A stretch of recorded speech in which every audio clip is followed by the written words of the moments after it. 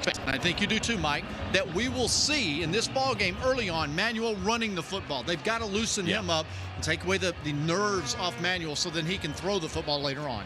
Janine Edwards will work the sidelines for us tonight. And Janine, the question about Christian Ponder has been an open one all week long. And Mike, it's been an eventful week for Christian Ponder. Monday, full-blown surgery for that ruptured bursa sac in his elbow. And since then, he has been spending no less than 6 hours a day receiving treatments from head trainer Randy Orovets and his staff. They've been icing his arm. They've been doing compression. They've been wrapping it. They've been massaging it. And they've been filling 70 cc syringes like this one with fluid that they've drained off his elbow. Now, Thursday was the first day he even dressed for practice, just lobbed the ball a few times. I talked to him just now, and he told me today's the first day he's actually thrown the ball and put some zip on it. The doctors have cleared him to play tonight, but Jimbo Fisher told us, you know what, I'd love to be able to give him a little more rest. Mike? Thanks, Janine. And he did not look too bad warming up down in the field. We were down there just a few minutes ago. For Clemson, with 3 conference losses, they do not control their own destiny. They have to win the rest of their games and hope. Well, they've got to hope. They got to hope that their offense does something tonight, because Florida State's defense is good. They were embarrassed last week by North Carolina, especially in the passing game. Kyle Parker, I don't think he's the guy they want to lean their hat on in this game here tonight, but their defense at Clemson, it's as good as Florida State's defense. They've got a guy over there named Daquan Bowers. Most of the country knows about this guy. He is phenomenal. Leads the country in sacks, 12.5. He stays in the backfield. Daquan Bowers and his defensive teammates must set the tone here in this football game. They've got to come out and set the tempo for the offense and lead the way. Coming up on the kickoff, Clemson and Florida State, 2 teams that need to make their move as this season grows short. Well, you got it. No, I got time. Won't you make a move before I change my mind now? Make your move now. Won't you make your move? Go ahead and make your move now. John and Jesse will be by with the Nissan pregame shift after this message and a word from our ABC stations. ESPN has a brand new channel, Goal Line. Every Saturday will be your remote control. Ball is loose. James Madison's got the ball. Taking you around the country. Let's go out to East Lansing.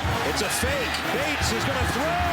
To see all the big moments live. Meanwhile, in Oxford, Blanchard, the pass, it's good! For when it counts on Saturday, watch ESPN Goal Line. Saturdays noon to midnight. Available on Time Warner Cable and Bright House Networks.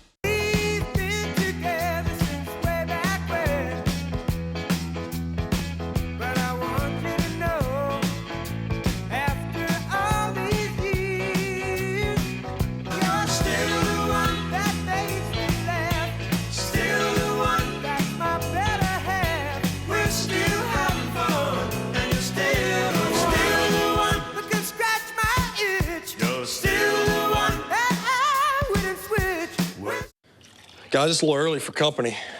Can I get you some eggs, oatmeal, anything? What do you think, guys? Eggs or oatmeal? I'm watching my cholesterol, so I'm going with oatmeal. You guys are crazy. Flexibility is key. I'm going with eggs. Scramble, maybe sunny side, or even a frittata. Scramble? Have you guys seen Phillip Rivers scramble? It's got to be oatmeal. Hey, I don't go for any of this West Coast stuff. Brats and cheese, maybe a little sauerkraut on the side. People. Sunday NFL Countdown, presented by IBM. Sundays at 11. Yo, Ed, it's Lee. I'm here in Eugene. Man, it is absolutely gorgeous. Great game. The Ducks look terrific. Hold on. I'm going to have to call you back.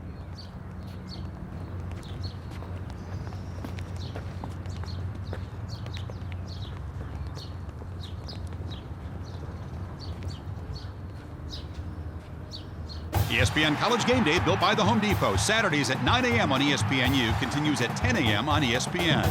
It's not easy running a university all by yourself. The box seats to games, the recruiting trips to exotic locations. Not working. Yeah, it's a tough job, but hey. I'm a tough guy. Play ESPNU College Town at BeTheDean.com.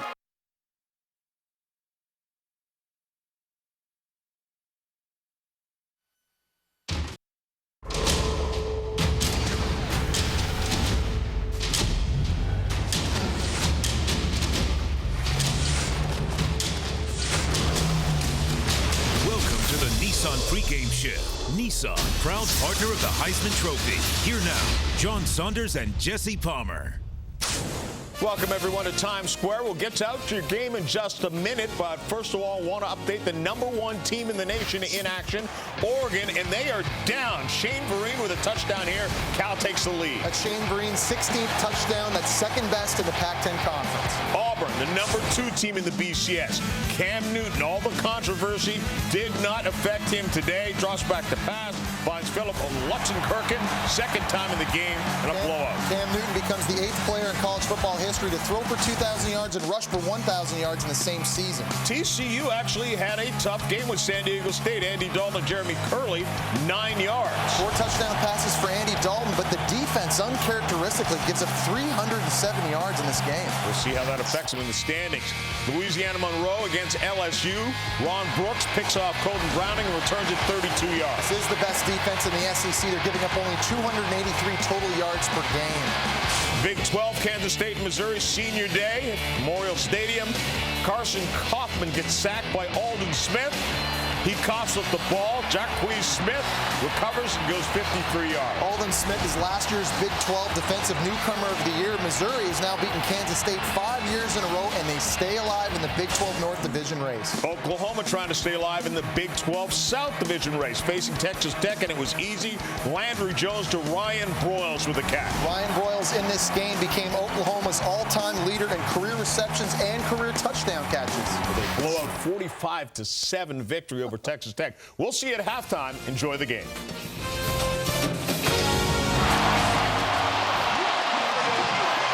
Welcome back to Tallahassee. Here come the Seminoles.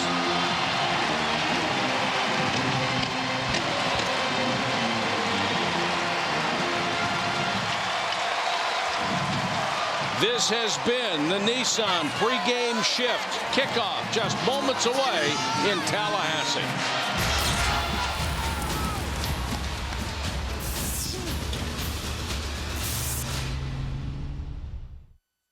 Either way. There were 3 moments in Mike and Mike's lives that created their voice.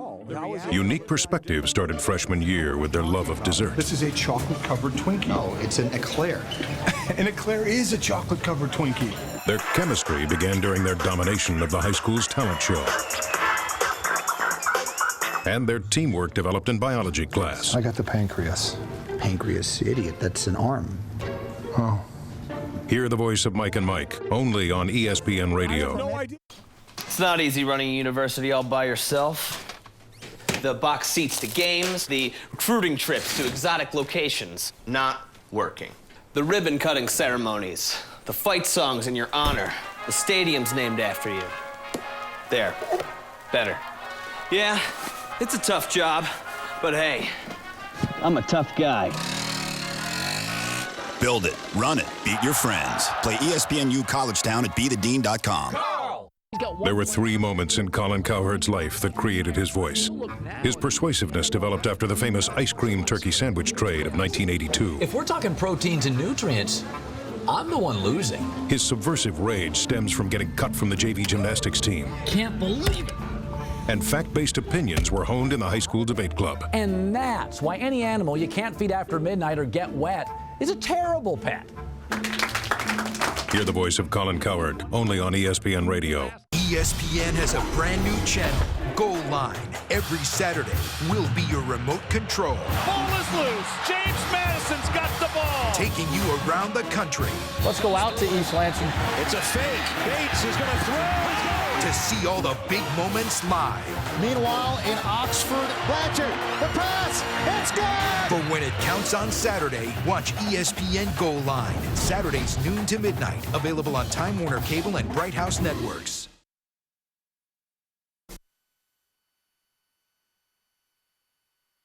Saturday Night Football on ABC. Brought to you by Buffalo Wild Wings. You have to be here. And AT&T.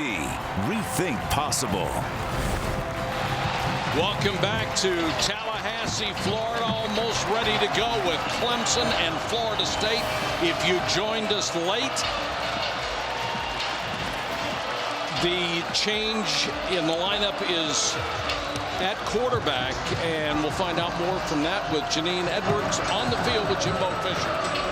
Yeah, and Jimbo, your quarterback, Christian Ponder, was cleared to play by the doctors, but you've decided to start EJ. What went into that decision, and how does that affect your game plan? EJ had a great week of practice. They're very similar. EJ can handle the whole offense, and Christian can play if he has to, but it wasn't no sense to put him out there and risk anything, not having any practice. We feel very good about EJ.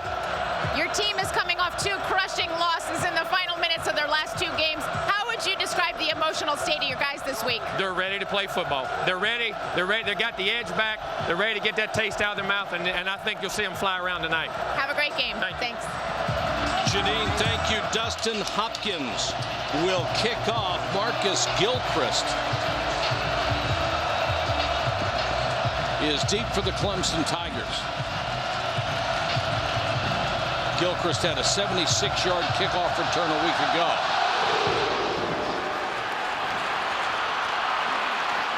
A yard deep, he'll bring it out.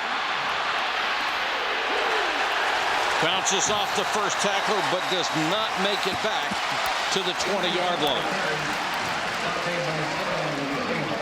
Kyle Parker brings out the Clemson offense. It's been a struggle for him this year. Only 9 touchdown passes, 7 interceptions, and a very poor quarterback rating in the 113 range. Well, but after last week's performance by Florida State's defense against TJ Yates in North Carolina, over 400 yards passing. I imagine during film study this week, Mr. Parker might think he has a chance for a big night tonight. Jamie Harper is the tailback. They fake it to him and give it to McNeil on the flanker around, and McNeil will get a couple of yards before he is stuffed by that Seminole defense. Xavier Rhodes stayed at home and made the stop. Clemson's offensive line, they're good at protecting the quarterback. Only 9 sacks in 9 games. They'll be challenged tonight by Florida State's front. Very, very tenacious. Jamie Harper, he has to have a good game running the football tonight for Clemson. Ellington has been the featured back all year. He got hurt, and now Harper, who is only averaging 3.5 yards a carry this year, is going to lose yardage, hitting the backfield and flattened by 3 Seminoles, led by Mr. Alexander. You might use that adjective several times tonight, partner, flattened, because this defensive line leads the nation in sacks, 38 total on the year. Their linebackers, all 3 are good. Mr. Alexander all the way over to Bradham, and then in the secondary. Will they play tonight? They didn't play well last week. This is not the situation they wanted for Kyle Parker, 3rd and long on the opening series. Under pressure. On the run, throws and completed it to DeAndre Hopkins. Nice throw on the move by Kyle Parker and a gain of 13. This is the baseball athleticism, the athlete that you see in Kyle Parker. They're going to have to move him tonight. This one here, not designed to break the pocket, but the athleticism, the baseball guy who can get outside, make that throw. And a good job by the receiver getting in the way for the sight line of Parker. Parker will go to the shotgun on 1st down. 4-man rush for the Seminoles. Parker throws and got it complete to Marquand Jones, and then he couldn't hold it. It was a good throw, and Marquand Jones, who has 14 catches coming in, should have made that grab. Mike, not sure how you feel about this. We've done several Florida State games. We've done a few Clemson games on the field. Both of us walking around in pregame. You could feel the intensity. Yeah. These guys showed up tonight. They understand what's at stake.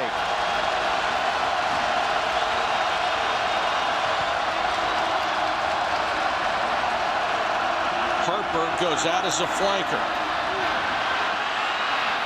And they'll go underneath, tight end screen to Dwayne Allen. Dwayne Allen, a terrifically talented tight end with his 30th catch of the year. He is their leading receiver in terms of catches and their leading receiver in terms of yards. He's over 350 for the season right now. You know what I liked about that, Mike? He stayed in for pass protection to make sure Florida State's defense didn't get back to Parker, and all of a sudden he says check down. He's a really good receiver, especially yards after the catch we'll talk about all night. Harper on the toss sweep. Cuts it back, has room to run, may have another 1st down in Florida State territory. Now, what's special to note about Harper is that Andre Ellington, their top rusher, is out. Bad toe, can't play. An electric runner. Really, we saw him against Georgia Tech. Phenomenal athlete. They're missing that explosion without Ellington. Can Harper pound them enough to keep the football in their possession?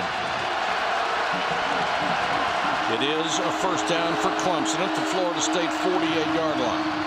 Harper again. Mr. Alexander, the first man on the stop. And Harper is a guy that they have said we need him to run downhill more. He obviously doesn't have the burst that they are used to seeing out of Ellington. Ellington, by the way, is going to wait to have surgery till after the season is over. They hope to rehab that ligament in his toe so that he can play in a bowl game.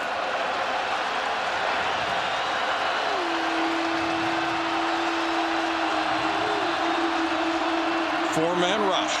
Parker wanted to set up a screen. The Seminoles were there. Now he throws downfield, has a man wide open and missed it. Holy cow, that was 6 points right there. Thanks to our friends at EA Sports, here's the key to Clemson's offense in the James game. Well, yards after catch is what we're going to talk about tonight. That last one being an example of what could have happened. Clemson without Ellington in the backfield. These receivers, the yards after the catch to me tonight are going to be so important. We've already seen now that Parker's breaking the pocket, buying time with his legs. Another 3rd and 10 for Clemson. Seminoles show blitz, but only come with 5. And this pass is wide and incomplete, intended for Jerron Brown. He was open, but Parker missed him, so they'll have to kick it away on 4th and 10. Mike, this is the part of Kyle Parker that I think you and I have watched and observed through film study and doing their games, where he'll make a couple of great throws, and then he misses a couple of throws. Well, he missed a couple of throws last week, and they put him on the bench for 2 series and brought in Taj Boyd. Dabo Sweeney says he expects him to have one of the best games he's ever had tonight. Reed, fair catch at the 15-yard line. A punt of 33, but a good one because it ended up inside the 20-yard line.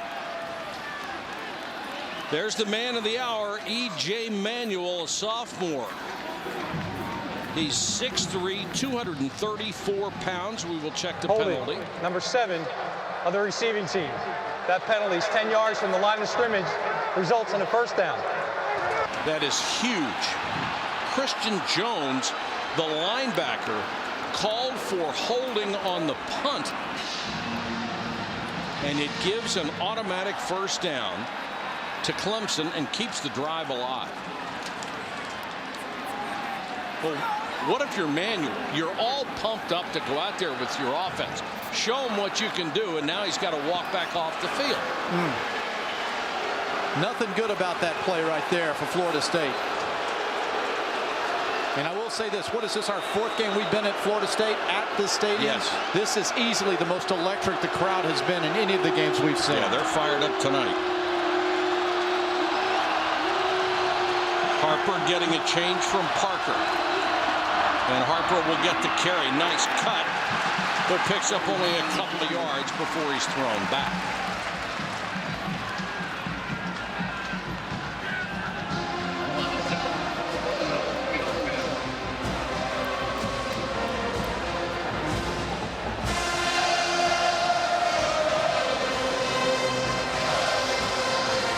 Second down, 8 yards to go from the 36.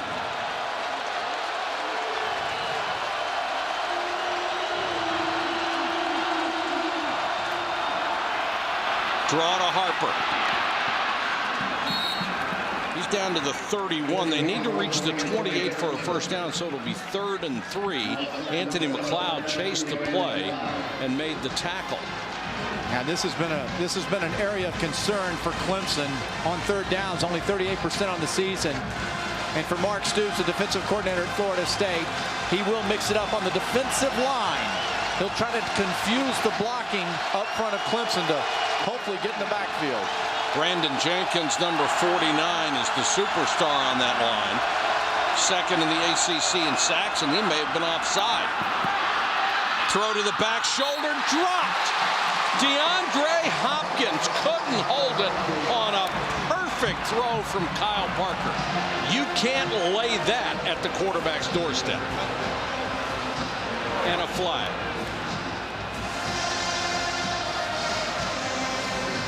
Brandon Jenkins is very quick, but I don't think he's that quick. Offsides on the defense. 5-yard penalty. Results first down. That's Jenkins, and it's enough for a first down. So consecutive first downs by penalty to keep this drive alive. Put a lot of pressure on Florida State's defense to do something about that and those penalties. Now, Brandon Jenkins, who just jumped off sides there, he has 10 sacks. He only trails Daquan Bowers of Clemson. So this is a very active guy off the line of scrimmage. You just got to be a little more patient. They line up in the eye this time. Harper, the deep man. Deal is his blocking back. Harper straight ahead. Good block to the 10.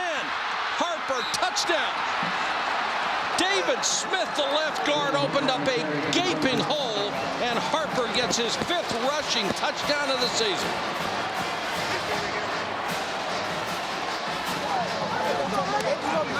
This is all about formation change. You saw the tight end jump to the right side. The receiver Z comes in, and it allows the blockers to have the angles on the defenders. Florida State never adjusted to get outside there.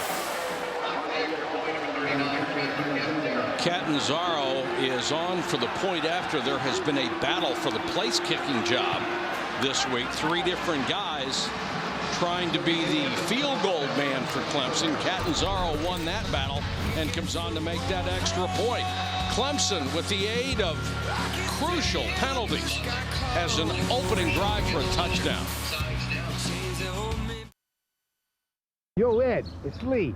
I'm here in Eugene. Man, it is absolutely gorgeous. Great game. The Ducks look terrific. Hold on. I'm going to have to call you back.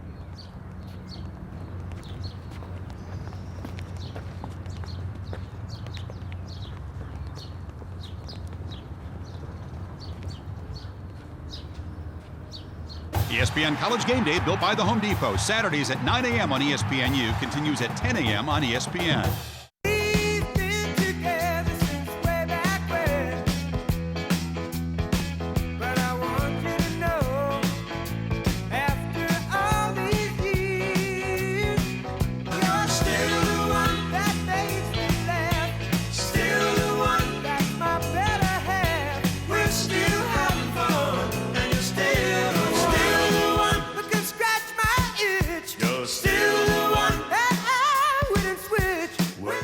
There were 3 moments in Colin Cowherd's life that created his voice. His persuasiveness developed after the famous ice cream turkey sandwich trade of 1982. If we're talking proteins and nutrients, I'm the one losing. His subversive rage stems from getting cut from the JV gymnastics team. Can't believe it.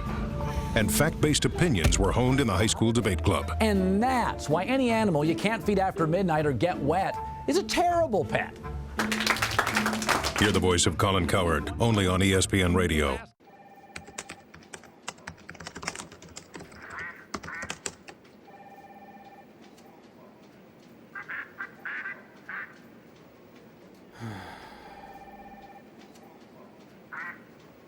Monday, done with work, but it hasn't been a cakewalk. First, you stuck your foot in your mouth. Big day. Big day? And then a sale went south. But Monday means Monday Night Football, where you're the employee of the month for a day.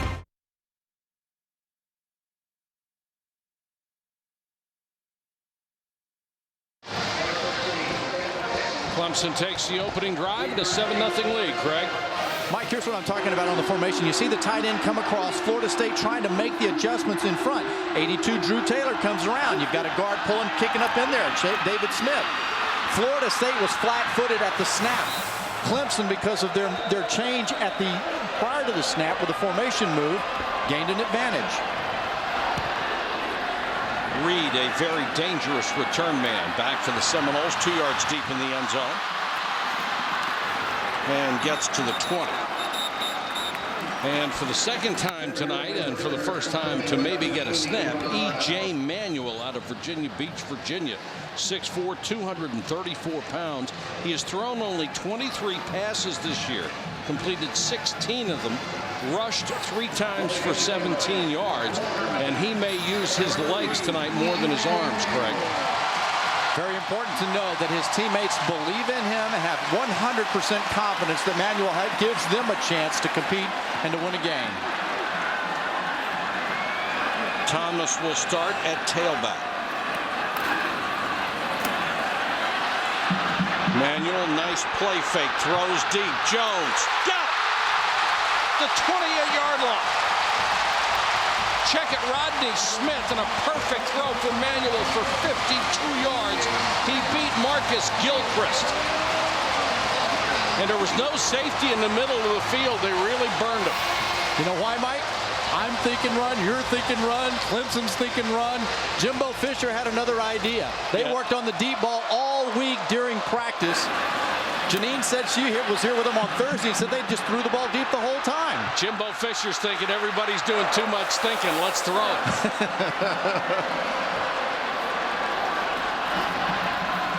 Another play action fake.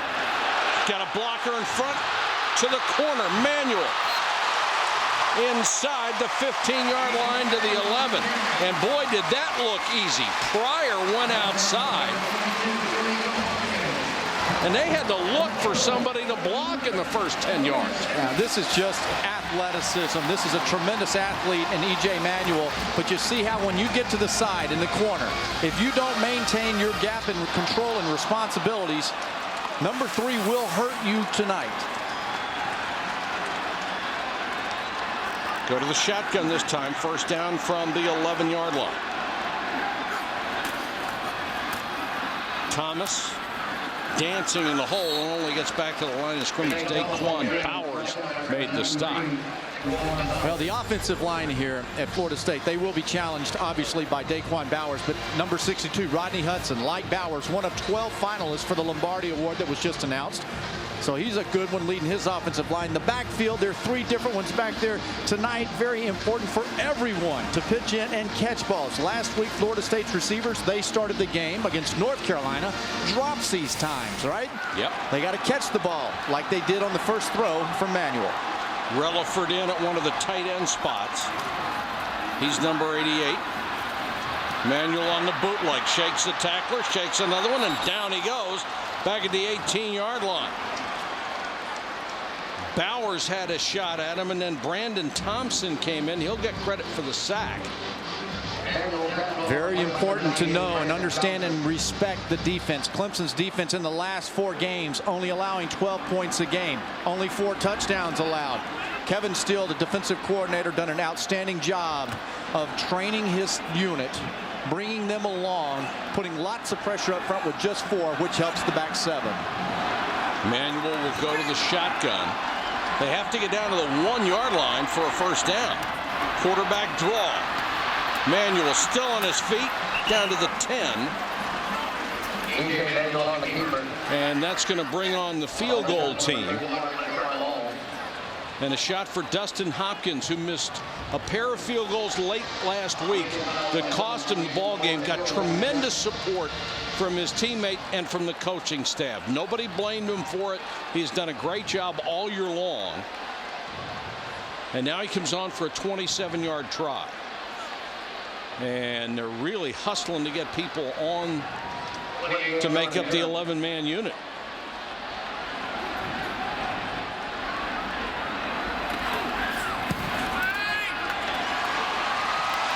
And applause this time for Hopkins as he knocks it through. And Florida State answers on its opening drive with a 3-pointer. 6:57 to go first quarter. 7-3 from Tallahassee. Gentlemen, behold our new set. Wow. You really did it. Everything in its place. You did all this? With a little help from the Home Depot. Check it out. What's that? Well, that's my stud finder. And it still works. ESPN College Game Day, built by the Home Depot. Saturdays at 9 a.m. on ESPNU, continues at 10 a.m. on ESPN. There were 3 moments in Colin Cowherd's life that created his voice. His persuasiveness developed after the famous ice cream turkey sandwich trade of 1982. If we're talking proteins and nutrients, I'm the one losing. His subversive rage stems from getting cut from the JV gymnastics team. Can't believe it. And fact-based opinions were honed in the high school debate club. And that's why any animal you can't feed after midnight or get wet is a terrible pet. Hear the voice of Colin Cowherd, only on ESPN Radio. It's not easy running a university all by yourself. The box seats to games, the recruiting trips to exotic locations, not working. Yeah, it's a tough job, but hey. I'm a tough guy. Play ESPNU College Town at BeTheDean.com. Saturday Night Football on ABC, presented by Southwest Airlines. Find our fares online only at southwest.com. Ally Bank. To learn more, visit allybank.com today. And the new Ford F-150. Visit bcstailgate.com for your chance to win the ultimate tailgate F-150.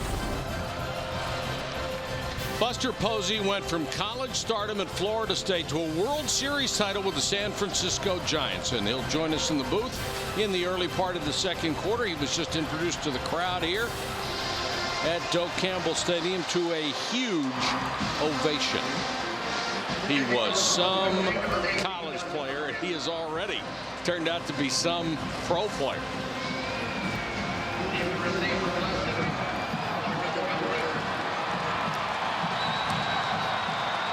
Gilchrist waits at his 5-yard line. Hopkins, who has one of the strongest legs in all of college football, will kick it off again. Almost all of his kicks go to the end zone. Some go out.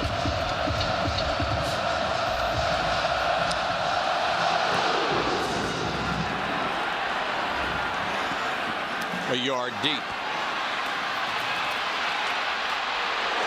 And Gilbert is drilled at the 16-yard line. Let's check in with Janine.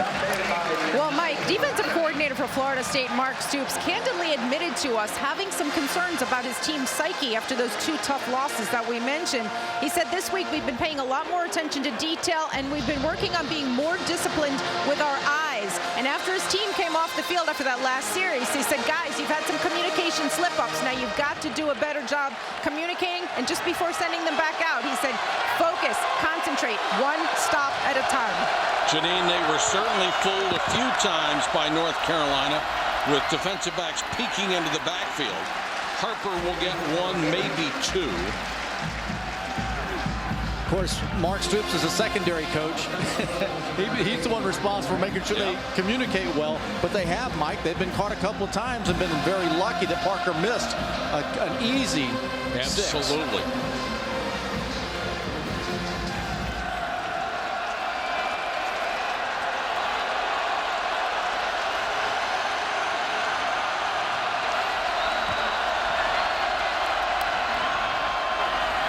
Parker wants to throw to the sideline, got it out to McNeil. That's completed to number 7, Bryce McNeil. Kendall Smith, the middle linebacker, chased him out of bounds. The linebackers here at Florida State, all 3 of them, Alexander Smith, Bradham, are extremely active. They're smart. And one thing that Mark Stoops is always asking all of his defenders to do is to get in the foxhole.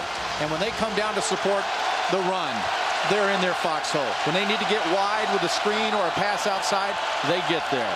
3rd and 5, the Florida State sideline trying to fire up the crowd. Asking for more noise. Harper takes off. Has the first down and out of bounds. Kyle Parker with a nice scramble for 14 yards. This is the part of the game tonight that Parker has to do. Whether it's 3 or 4 or 5 times, he must take off and run. The pocket will collapse. You're talking about the #1 sack team in the country. It's going to happen. He must be able to do just what he did there to keep him honest over at Florida State. He took a look at one read. It wasn't there, and he was gone.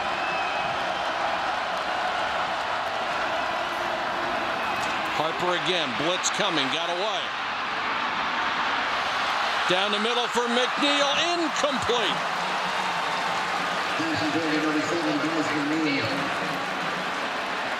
I tell you what, from up here at the live eye, that sure looked like contact before didn't it? The ball got there. This was a nice, well-thrown ball deep down the middle of the field. Xavier Rhodes is the defender. Yeah, well, not much. Well, it doesn't take much, but I thought he hit that left arm before the ball got there.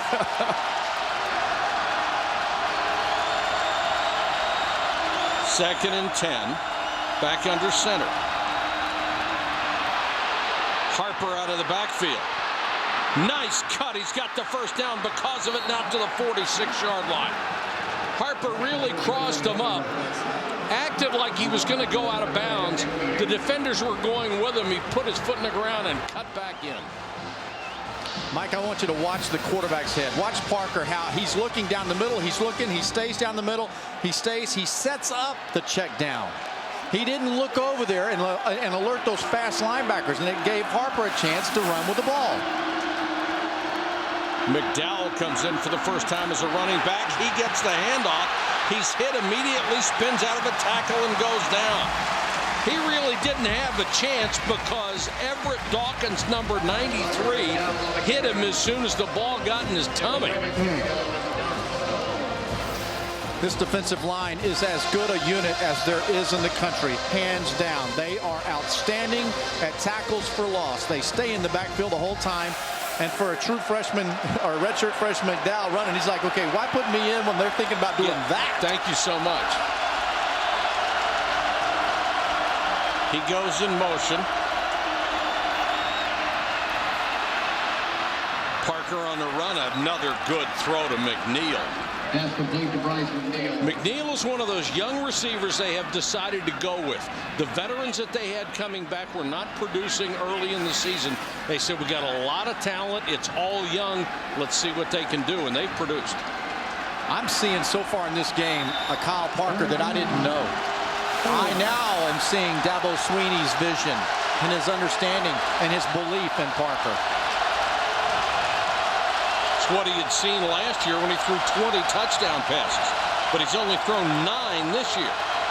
Seminoles come on a blitz. They pick it up. He gets rid of it. Incomplete. There's going to be a flag down. It will be interference as Harper again came out of the backfield and was bumped.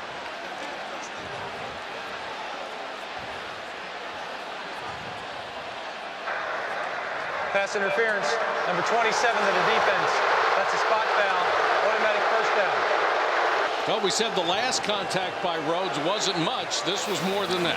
And what I like about this, the blitz is coming. Clemson picks it up in the line of scrimmage. Parker feels it picked up, knows his single coverage is outside, and he threw out there and picks up the pass interference. If you're a defensive back, you got to let go eventually. That's the third first down by penalty. All of them have kept drives alive.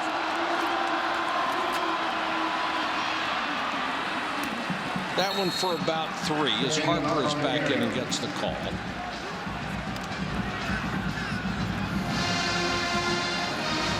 Think anybody's going to step up and win the Atlantic Division here in the ACC? By rule, somebody has to. It's in the book. A lot of good teams. No one individual great team, but a lot of good teams. Right now it's a 3-way tie at the top at 4-2. But Clemson trying to stay alive. They're 3-3. Blitz coming. They don't get there again. Parker has it tipped and incomplete. Let's take a look at our Dr. Pepper ACC update, and this is what we were talking about. Maryland, NC State, and Florida State all with 2 conference losses. Maryland and NC State control their own fate. If either one of them wins out, they win the Atlantic Division. Clemson trying to stay alive. Virginia Tech took a big step today, going to 6-0, beating North Carolina. Third down and long. Parker with time goes out in the flat. Got a block, and Harper, if they don't run him, they're using him as a wide receiver, and he's done a terrific job tonight.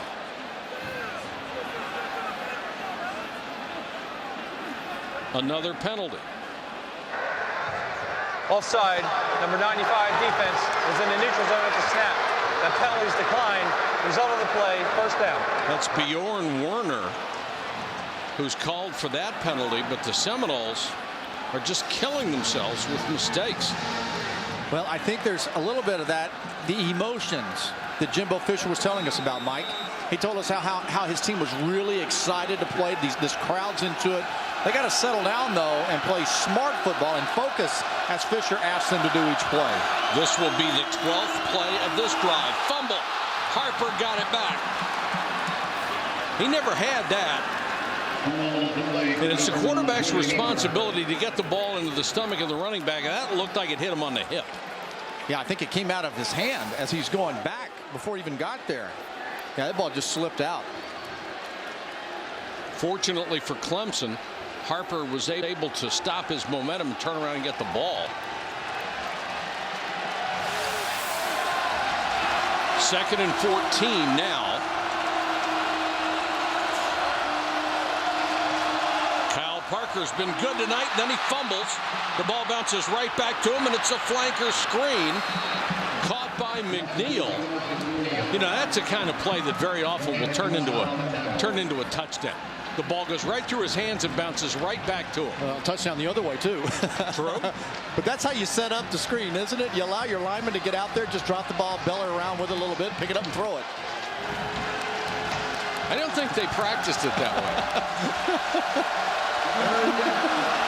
Another big third down.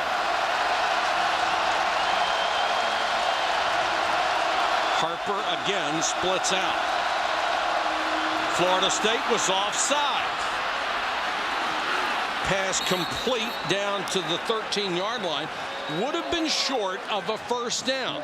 So they would have probably brought on the field goal unit, but Mr. Alexander was offside. So they're going to get the play over -5 yards. Offside, number 16 of the defense. 5-yard penalty. Replay, third down. Mark Stoops is going to have to get them together over there and tell them they can't do this anymore. I tell you what, it'd be interesting to hear from Janine down there about this, but Kyle Parker is using the cadence to really mess with Florida State. There's no other way around that. I mean, he's barking, and if I'm Parker, I keep changing it up and working that defense. Third down along 4. Kyle Parker has Harper open in the flat, got it to him, avoids a tackle, did not get the first down. Greg Reed missed the tackle, had him about 5 yards away from the first down marker, gave him another opportunity, but they come up just short, and here comes the field goal unit. This is one area early in the season a concern for Mark Stoops, that his corners make plays one-on-one out in space, but because of the great pursuit by the rest of his teammates, able to bail out a missed tackle. Catanzaro on for the 29-yard field goal. He's got a new snapper, Philip Figgenbaum. False start, number 54 of the offense. 5-yard penalty. Fourth down. If that had been a penalty against Florida State, somebody would have been ripping out their hair on the sideline. That would have been a first down. Mark Stoops is losing it already, so. Well, he might have been ripping somebody else's hair out. That's what I'm thinking. He'd go grab one of those 19-year-olds. Now a 34-yard try for Catanzaro, who's only 7 out of 12 this year. 7 out of 13. Reed picks it up and takes it out of bounds, and the kicking game has been killing Clemson.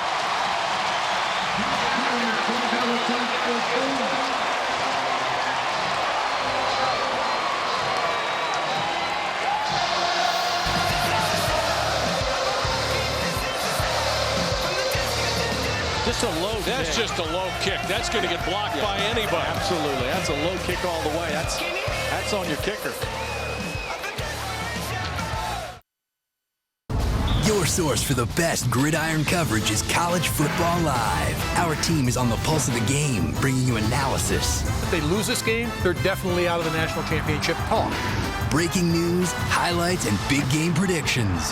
I'm going Big Red, baby. Plus, we go deep for exclusive interviews. The secret is out, my friend. And unique features that will keep you wanting more. Let's go, guys. Come on. College Football Live, weekdays at 4 on ESPNU. Either way. There were 3 moments in Mike and Mike's lives that created their voice.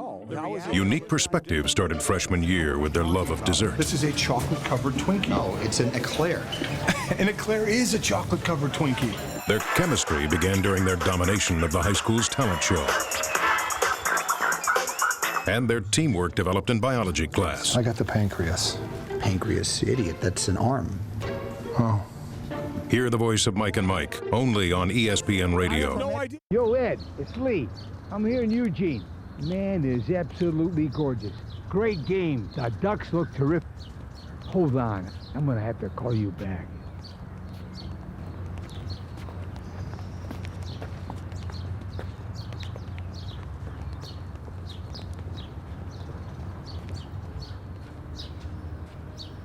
ESPN College Game Day, built by the Home Depot. Saturdays at 9 a.m. on ESPNU, continues at 10 a.m. on ESPN. Monday, done with work, but it hasn't been a cakewalk. First, you stuck your foot in your mouth. Big day. Big day. And then a sale went south. But Monday means Monday Night Football, where you're the employee of the month for a day.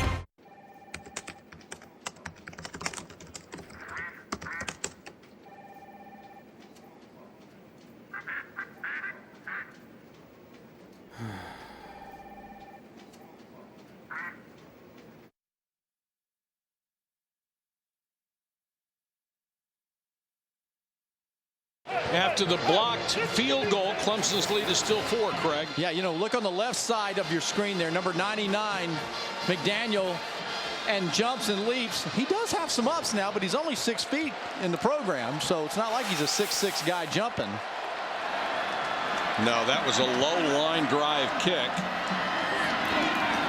It was just asking to be blocked. Seminoles trying to get something started with Chris Thompson getting a chance to play running back. They've used 3 guys at that tailback spot this year. That's the end of the first quarter. Clemson on the road with a 7-3 lead over Chief Osceola and company.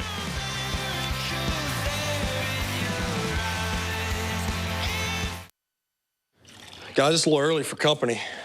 Can I get you some eggs, oatmeal, anything? What do you think, guys? Eggs or oatmeal? I'm watching my cholesterol, so I'm going with oatmeal. You guys are crazy. Flexibility is key. I'm going with eggs. Scramble, maybe sunny side, or even a frittata. Scramble? Have you guys seen Phillip Rivers scramble? It's got to be oatmeal. Hey, I don't go for any of this West Coast stuff. Brats and cheese, maybe a little sauerkraut on the side. People. Sunday NFL Countdown, presented by IBM. Sundays at 11.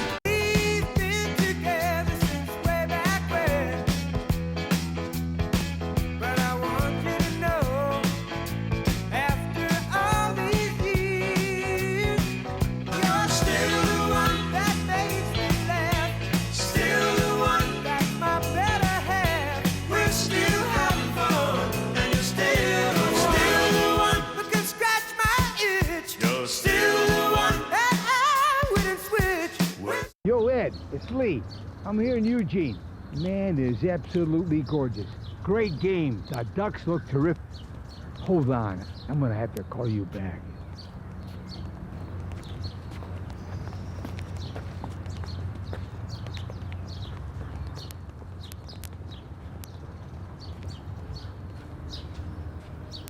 ESPN College Game Day, built by the Home Depot. Saturdays at 9 a.m. on ESPNU, continues at 10 a.m. on ESPN. ESPN has a brand new channel, Goal Line. Every Saturday will be your remote control. Ball is loose. James Madison's got the ball. Taking you around the country.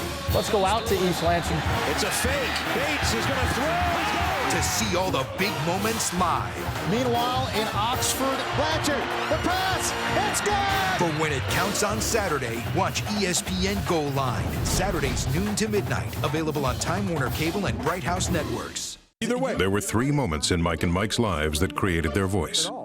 Unique perspective started freshman year with their love of dessert. This is a chocolate-covered Twinkie. No, it's an eclair. An eclair is a chocolate-covered Twinkie.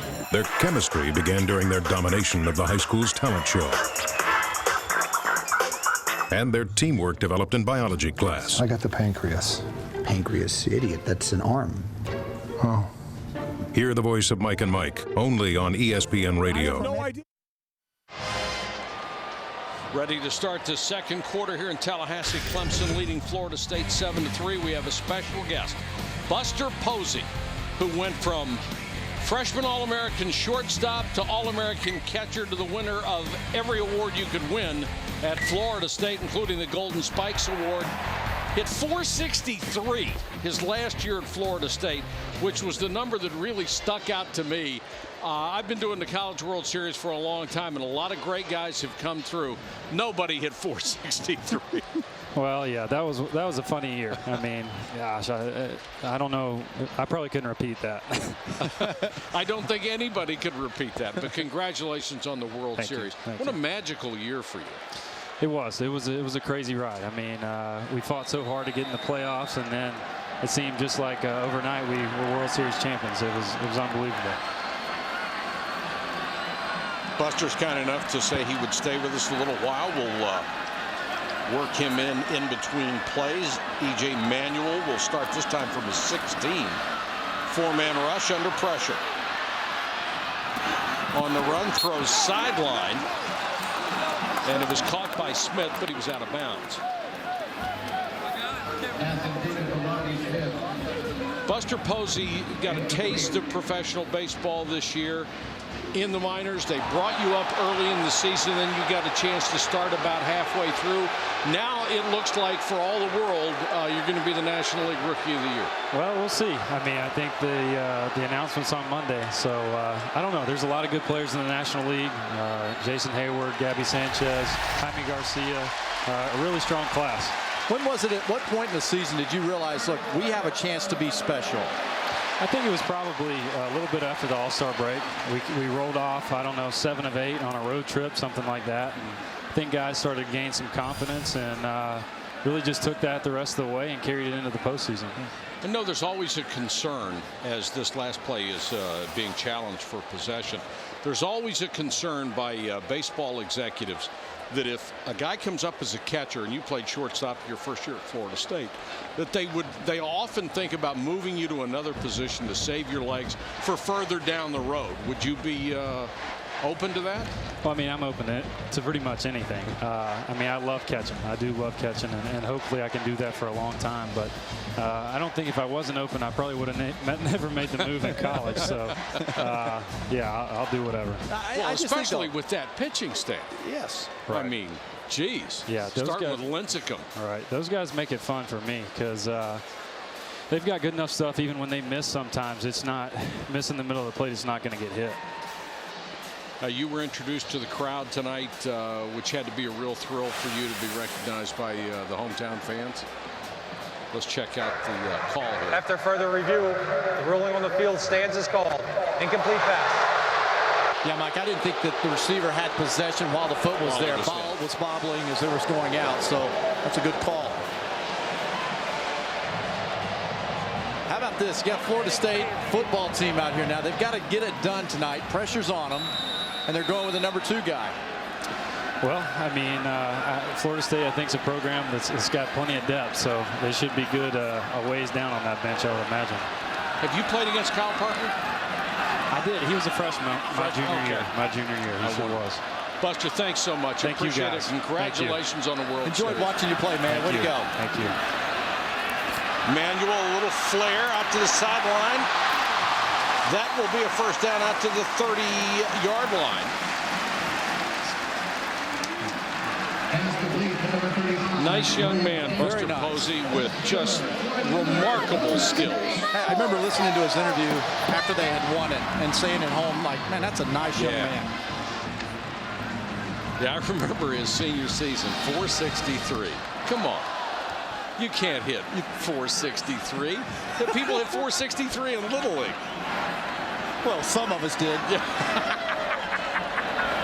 I hit 700, thank you. Manuel trying to get something going here through the air, and that's the first catch for Taiwan Easterling tonight. You know what has happened here in this game early on? It's been one where Manuel has been able to go out and not have to do something. And that offensive line at Florida State has protected him enough to keep him from having a mistake in this game.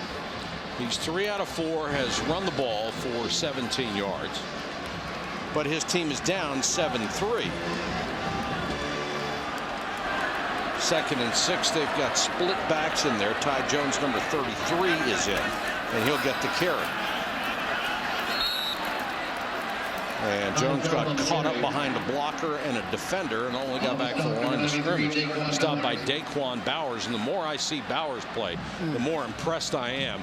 That guy is going to be playing on Sundays for a long time. He'll be in the starting lineup from the get-go. Yes, he's just sir. Powerful. He inspires his teammates. He's not the only guy out there who can play and play at a high level.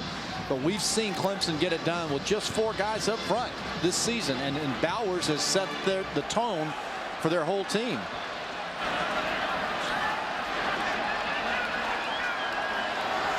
Third and long, Manuel in the shotgun. Blitz coming. They pick it up.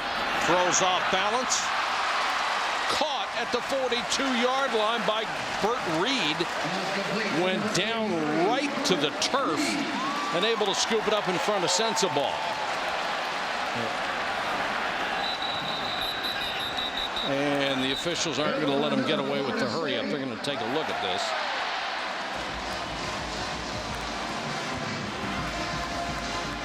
I don't like that rule. I think that's something they ought to look at to say, look, we can look at anything we want to look at. Yeah. That ball hit the ground.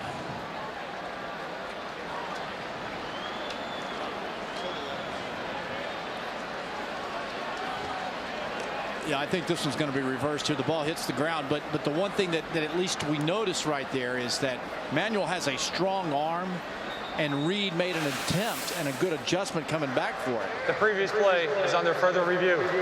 And one of the officials also is injured. Billy Beckett, the field judge, being attended to.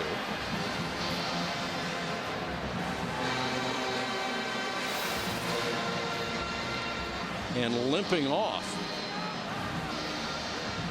Yeah, that ball came through and hit the ground. Yeah, but you know what? And by the official going down, that stopped the game and it saved a timeout and saved really Dabo Swinney from having to make that call whether or not to call timeout.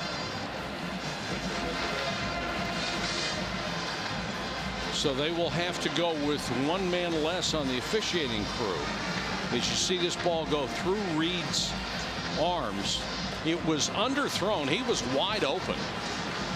And Manuel appeared to be backing up and unable to get a lot on it. But he has a strong arm. As for him to even get it that distance, we watched him in warm-up. The guy had a laser arm.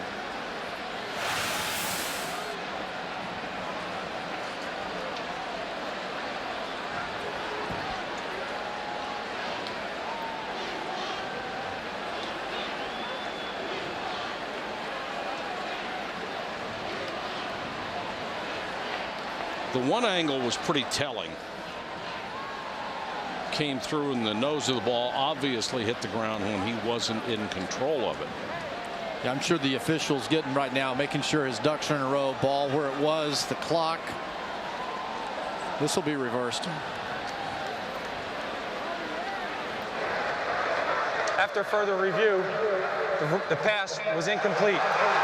Therefore, it will be 4th down and 6 from the 34-yard line. And on comes the punting unit.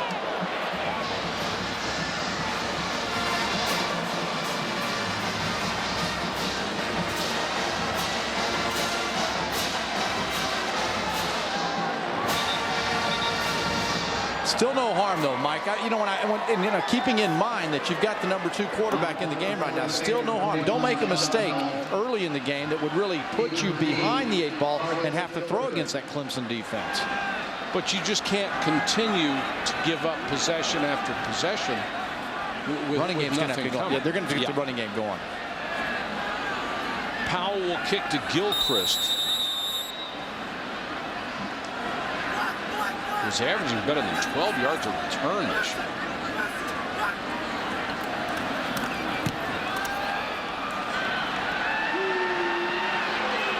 At the 21. Trying to get to the outside and can't. Seminoles with a lot of speed on special teams. Telvin Smith downfield to make the tackle after a 3-yard return.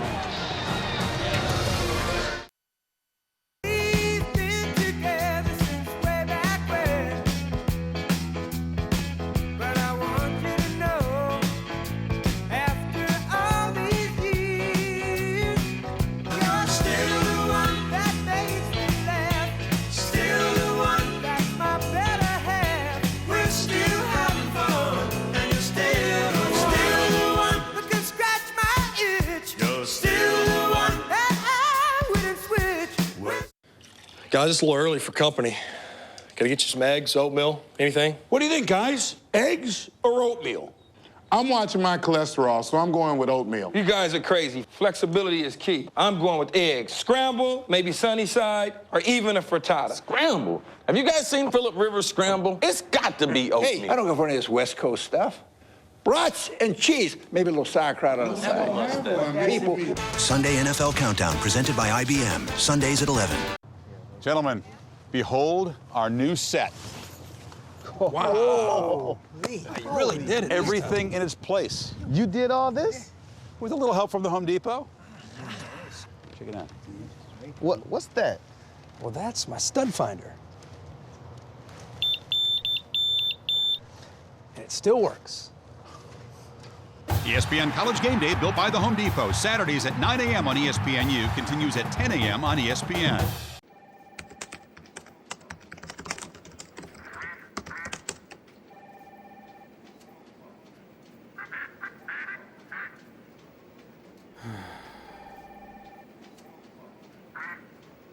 Monday, done with work, but it hasn't been a cakewalk. First, you stuck your foot in your mouth. It's a big day. Big day? And then a sale went south.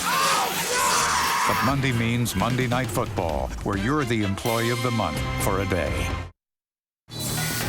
I'm Robert Flores with his Taco Bell studio update. #1 Oregon on the road facing Cal, down 7-0 in the second quarter until Cliff Harris takes the punt, 64 yards for the score. #1 went for 2 and got it. They lead 8-7 at the half. Robert, Oregon's offense takes his time getting warmed up. Well, you got to play 60 minutes against them, that's for sure. But this was a game that I had flagged as a watch-out game. At Cal, very dangerous, a good defense. Kyle Parker brings out the Clemson offense to start at the 24. Harper bangs his way forward out to the 32. Let's get out of the field. Here's Janine. Well, Mike, I know that you and Craig were both interested as to Mark Stoops' reaction when his defense came off the field after penalty that last drive. And he gathered his guys around and he said, guys, great job hanging in there, but we are killing ourselves with these penalties. He told them 2 things: calm down and execute. His players were more fired up than he was, Craig. Good. Harper hit in the backfield to be stopped a yard shy of a first down. Mr. Alexander made the stop. One thing I've noticed about this coaching staff at Florida State, they've got a good feel for the pulse of the players.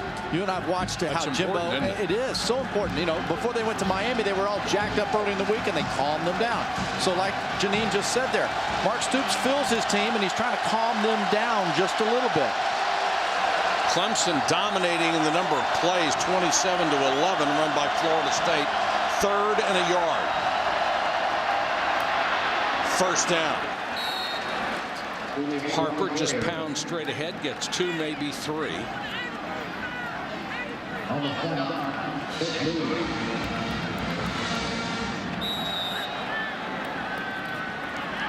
Clemson offensive line showed up tonight, didn't they? Yes, they did. That explosiveness that comes from Florida State's D-line hasn't overwhelmed them. Harper has acquitted himself very well. 57 yards on 11 first-half carries.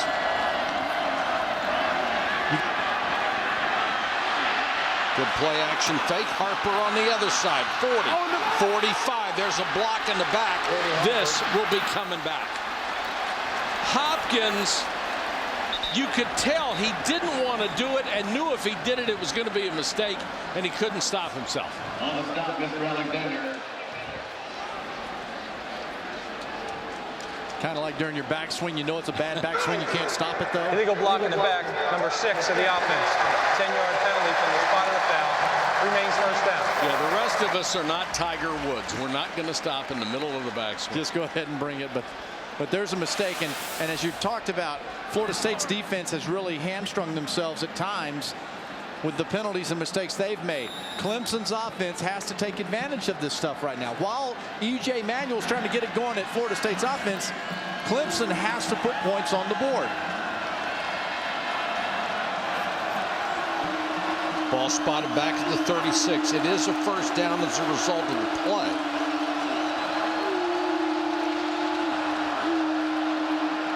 Blitz coming. Pass complete. That Hopkins trying to make up for his error out to the 45. Wow, man, is that nice. Nice execution on the defense's part with the blitz. Comes free, forces an early throw, but you've got greater execution from Parker and his receiver. Absolutely. And he threw to the side, vacated by the blitz. You could tell he recognized it instantly.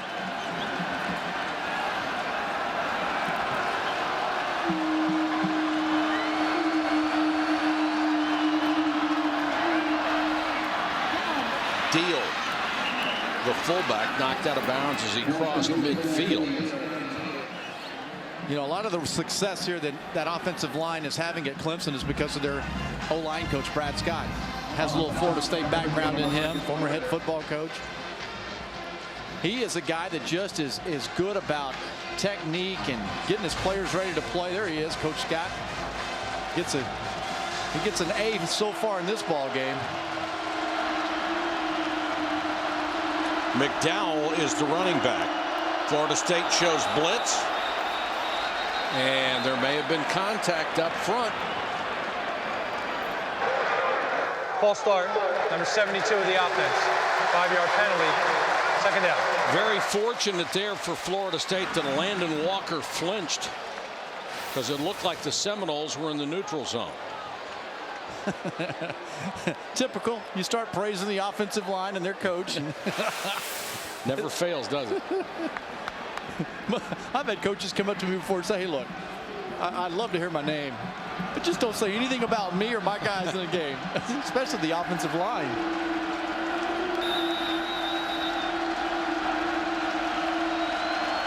Second and 11 after the walk-off.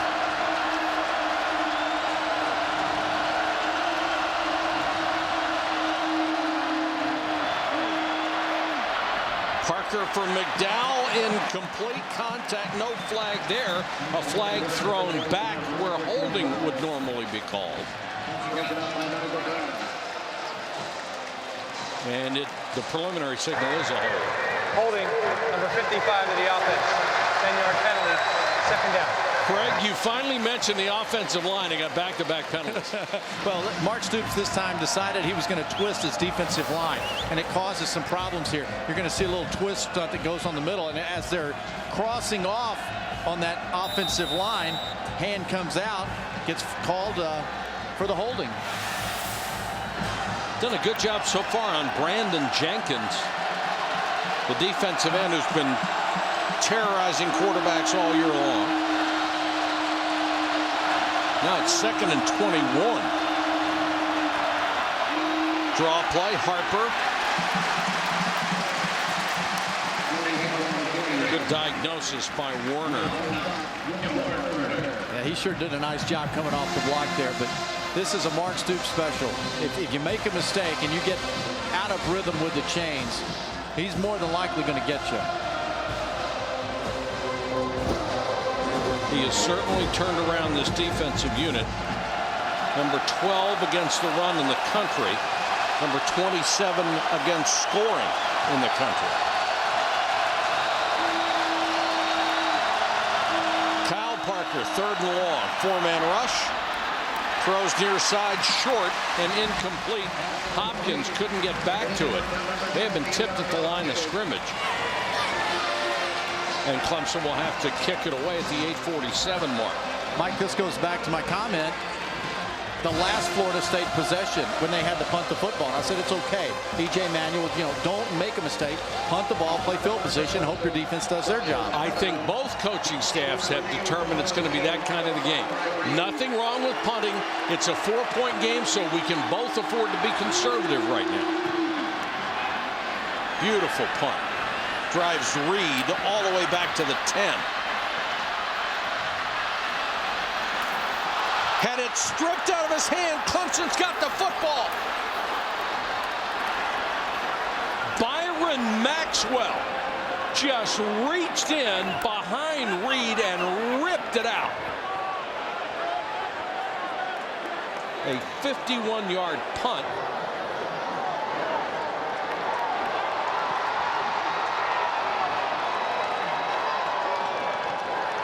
And it is Clemson football. Reed trying to make that extra move, never saw the defender from behind and lost the football. And you know what? Reed is known for this. He's known to be giving extra effort and not taking care of the football. When you're doing all of that dancing, that means the defenders have a chance with more bodies to get around the football. It's just one of those you got to recognize where you are, and at times you got to give up and just get to the ground and let your offense come on the field. Matt Skinner gets credit for the recovery. Huge break for Clemson. First and goal just inside the 10. Harper, following his fullback, picks up 5. That, my friend, is what is called an attitude play. We're going to come out of the huddle. We're going to come up. We're going to pull the right guard, and we're just going to mash mouth you on the left side. We're going to show you that our guys are as physical as you are. See the right guard pull comes around. McClain. That's just getting big bodies up in the hole saying, hey, we're going to show you that we came into Doak Campbell. We're ready to play. Parker will go to the shotgun. Harper is on his right.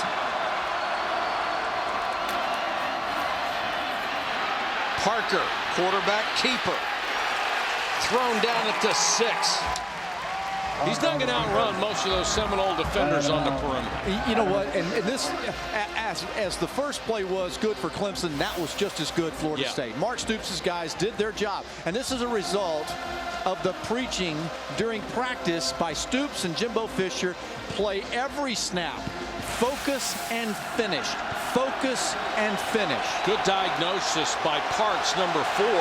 One of the guys who was burned a week ago. Third down, this would be a terrific hold for the Seminole defense if they could force a field goal try. Fade for the end zone, jump ball incomplete. And both the receiver and the defender were holding each other. It was fascinating to watch that.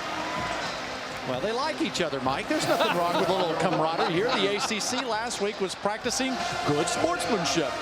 Harris and Ford, they each had a handful of each other's jersey. Well, I thought it was a nice job by the official of letting them play football out there. Catanzaro from a tough angle. He has already missed from 34. Will try from 22. Got this one. You know, Mike, that was a great stop because Clemson's held the football for 16.5 minutes, so you know Florida State's defense is getting tired. Guys, it's a little early for company. Can I get you some eggs, oatmeal, anything? What do you think, guys? Eggs or oatmeal? I'm watching my cholesterol, so I'm going with oatmeal. You guys are crazy. Flexibility is key. I'm going with eggs. Scramble, maybe sunny side, or even a frittata. Scramble? Have you guys seen Phillip Rivers scramble? It's got to be oatmeal. Hey, I don't go for any of this West Coast stuff. Brats and cheese, maybe a little sauerkraut on the side. People. Sunday NFL Countdown presented by IBM. Sundays at 11. ESPN has a brand new channel, Goal Line. Every Saturday, we'll be your remote control. Ball is loose. James Madison's got the ball. Taking you around the country. Let's go out to East Lansing. It's a fake. Bates is going to throw. to see all the big moments live. Meanwhile, in Oxford, Blanchard, the pass, it's good! For when it counts on Saturday, watch ESPN Goal Line. Saturdays noon to midnight. Available on Time Warner Cable and Bright House Networks.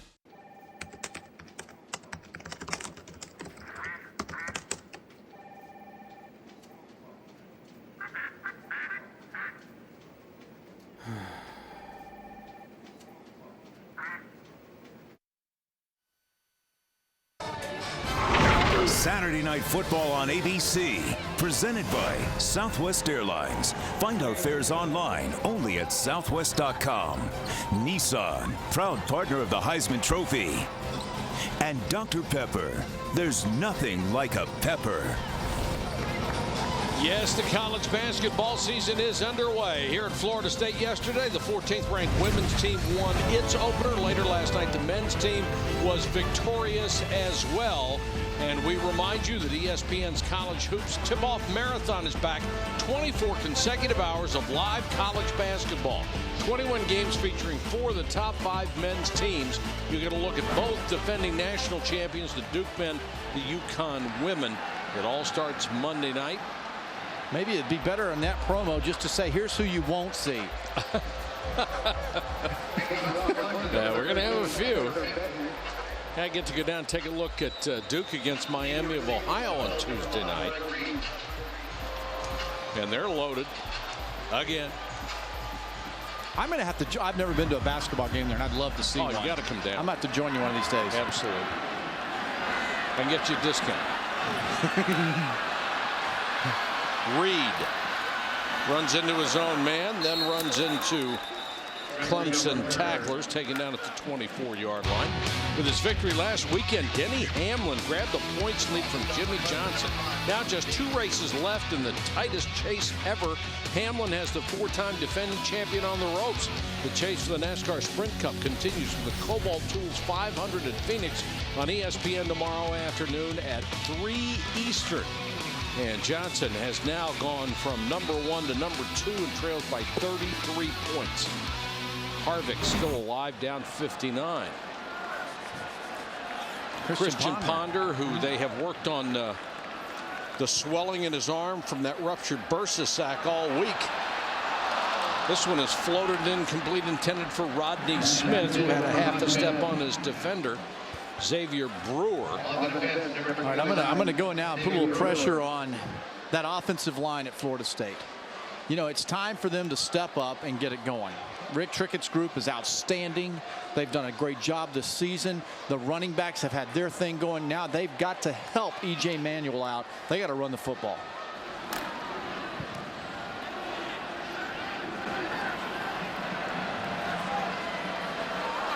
Seminoles with 3 wideouts. That's Relaford in motion. And around fumble. Somehow Florida State got it back, but a very, very dangerous play. Greg Dent appeared to take his eye off the ball. Daquan Bowers was coming, and it's a huge loss. That call there by Jimbo Fisher is completely opposite of what I'm looking for. I'm looking for some leather on leather to get the lather going up front. And it happens all the time. This is a very difficult exchange when you're doing that. And when the defender stays at home, you're in trouble. Although I do like the pitch a lot better than the handoff. No question about that. But you've got speed coming at a soft pitch. It's hard. And you're running to Bauer's side. That can't be a thrilling prospect either. Robert Flores has an update. Robert. Well, Mike, that is how not to run an end around. This is how you run a little end around action. Julio Jones, 56-yard touchdown run, makes it 27-3. Number 12 Alabama leading Mississippi State. And right now on ESPN, South Carolina leading Florida, battle for the SEC East title. Mike. It's the first time Steve Spurrier has been back to the Swamp. And he leads it. Gilchrist. Can't get to that one, out of bounds. It will be excellent field position for Clemson. They've got the ball at the Florida State 44. Yo, Ed, it's Lee. I'm here in Eugene. Man, it is absolutely gorgeous. Great game. The Ducks look terrific. Hold on. I'm going to have to call you back.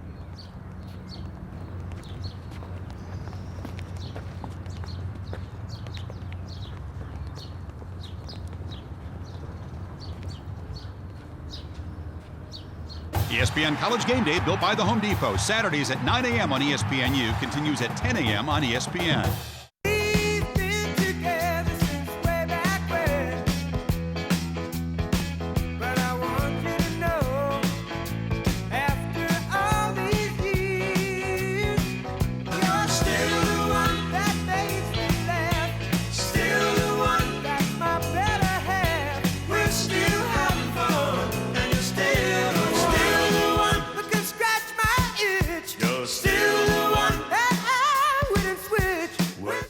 There were 3 moments in Mike and Mike's lives that created their voice.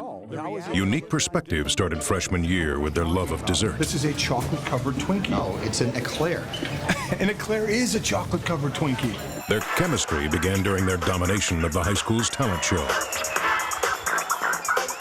And their teamwork developed in biology class. I got the pancreas. Pancreas, idiot, that's an arm. Oh.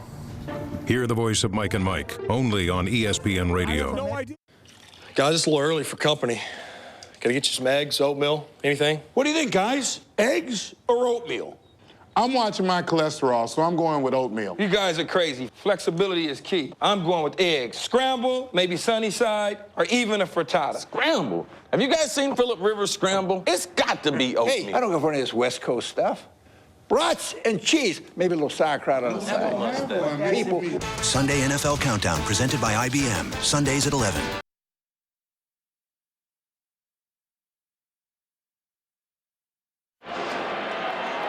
5:36 to go, first half of play from Florida State. Clemson with a 7-point lead, and the Tigers will take over at the 43-yard line. Kyle Parker so far has thrown for 100 yards in the first half, 11 out of 18. Harper has been the big star. Fighting for extra yardage, loses his balance, goes down at the 39.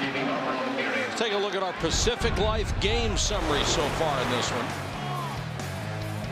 Clemson has benefited from some untimely penalties and some good hard running by Harper. That was the touchdown in the game, a 26-yarder. Hopkins had a chip shot field goal, and Catanzaro had a chip shot field goal. That's how we stand 10-3. Harper again lowers his shoulder, bangs forward. And this is an offense, again, without Andre Ellington, their top rusher, who's out with a toe injury. Harper had to step up in this game. And I thought Parker started the game early, throwing the ball extremely well, but both the teams have evolved into this conservative pattern. Yeah. It's almost like one side saying to the other, you don't do anything silly, I'm not going to do anything silly. But eventually you have to push the envelope. Harper in motion. Parker isolated in the backfield, 4-man rush. Plenty of time underneath and dropped. Harper has been really good receiving the ball as well tonight. He has been a workhorse. 4 catches, 14 carries. He did a nice job of his route too, Mike. I mean, it's man underneath, and the linebacker went to him, so Harper slid to the middle of the field to get himself open again. Just has to finish the play. Good job by Mike Wooten, the umpire, to get out of the way. That ball would have hit him right in the schnoz had he not ducked. Greg Reed is deep. Beautiful high floater trying to kill it inside the 5-yard line. And it takes a Florida State bounce between 2 defenders into the end zone. Seminoles will start from the 20 when we come back.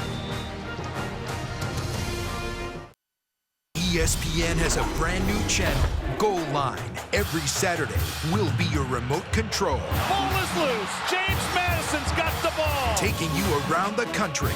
Let's go out to East Lansing. It's a fake. Bates is going to throw.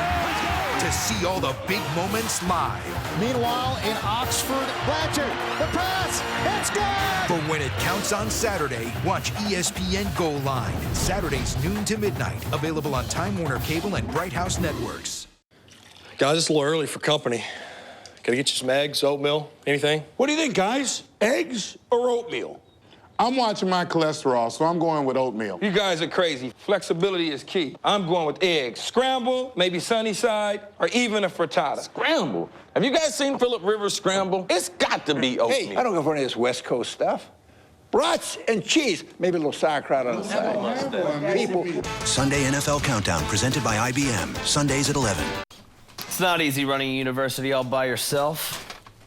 The box seats to games, the recruiting trips to exotic locations, not working. The ribbon-cutting ceremonies, the fight songs in your honor, the stadiums named after you. There.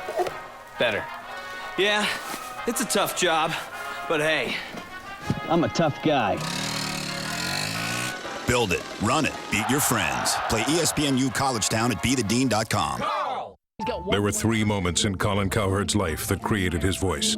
His persuasiveness developed after the famous ice cream turkey sandwich trade of 1982. If we're talking proteins and nutrients, I'm the one losing. His subversive rage stems from getting cut from the JV gymnastics team. Can't believe it. And fact-based opinions were honed in the high school debate club. And that's why any animal you can't feed after midnight or get wet is a terrible pet. Hear the voice of Colin Cowherd, only on ESPN Radio.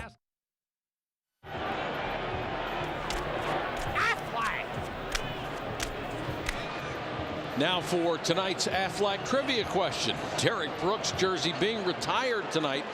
What other 2 Florida State defensive players have had their jerseys retired? One is really easy, one is not. Florida State back on offense, and Clemson, I think at this point, is just daring them to throw the football. Here's where I'd go. I would run the quarterback zone read.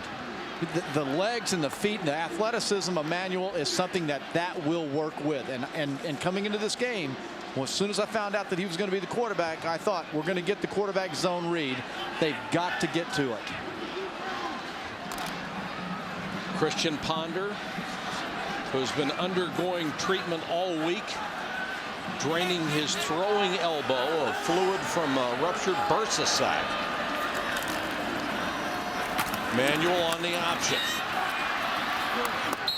And that option play will get him about 5 on the run by Jermaine Thomas. Not the quarterback zone read there, but the option. That's getting outside the middle. I mean, at the middle of the field right now, that Clemson defensive line strong. Use the athleticism. Put the threat of those feet on the outside of that defense. You're thinking use what he does best. Absolutely, because right now he needs to get in the game. They need to get that offensive line going. Florida State is good when their offensive line is aggressive, and right now they're playing on their heels. They only have 9 yards rushing on 10 carries. 3rd and 6. E.J. Manuel in the shotgun. Good protection. Out in the flat. But that's really not going to get it done. Clemson defended it very well. Xavier Brewer was out there. But that's almost like a give-up play. Well, and this is where, okay, so let's play the quarterback here for just a moment. Let's see what he's looking at. Manuel's looking down the field. All right, what happens if he takes off? There's one guy that might try to get him. You've got a break pocket. You've got to go use your athleticism. They're covering up the underneath passing game. They're waiting on the receivers for the dump off. Clock running, 2 minutes and 20 seconds to go in the half. Gilchrist driven back to the 20, makes the first man miss. Can't get outside, taken down at the 26-yard line. The speed on special teams again, that time by Ochuko Jenajay. Backup safety made the tackle. Now for the answer to our Aflac trivia question, which was Derek Brooks' jersey being retired tonight.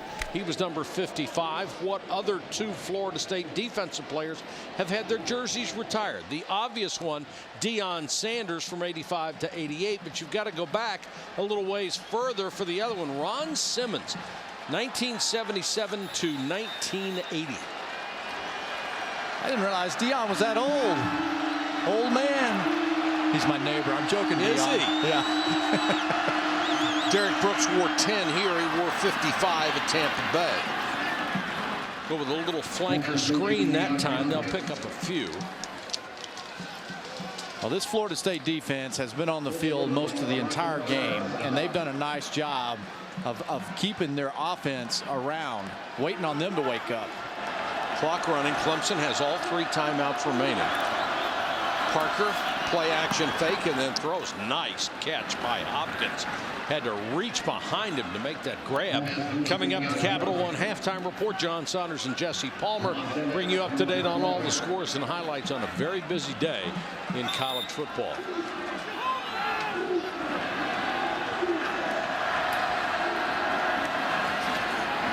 Harper got to the 40. Clemson right now in no big hurry. Well, last year, that's all this thing was a hurry in this ball game. C.J. Spiller, when he was here, he had 312 all-purpose yards, so at least Florida State's not having to watch his jersey run up and down the field. Parker didn't like the look he got. Calls time with 1:14 Their left. first timeout of the half. 30-second timeout.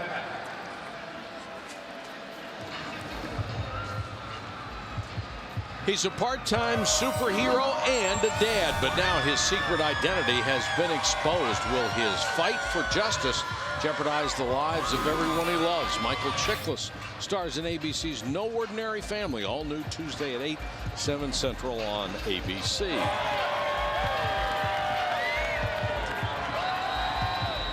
If you're Clemson, even in a hurry up, are you very conservative here? And if you break one, good.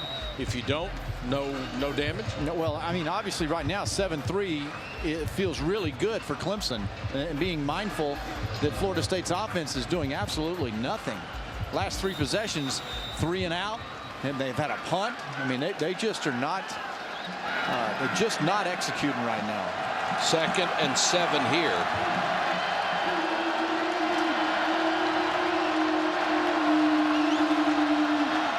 Parker, the screen to Harper. And Harper will stop the clock, getting out of bounds at the 49. Janine, what do you have? Well, Mike, when I talked to Coach Dabo Swinney before this game, he told me 2 things that his Clemson team needed to do to be effective tonight. He said Kyle Parker needs to have a great game. He needs to be focused, he needs to be sharp and efficient. And he said we need to eliminate sloppiness. And so far, it looks like they've taken his words to heart. Well, I think they've done it to a T, Janine. It is a first down.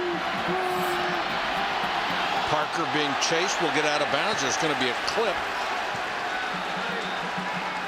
or a hold, one or the other, against Clemson. And it was Dwayne Allen, the tight end, who was the guilty party.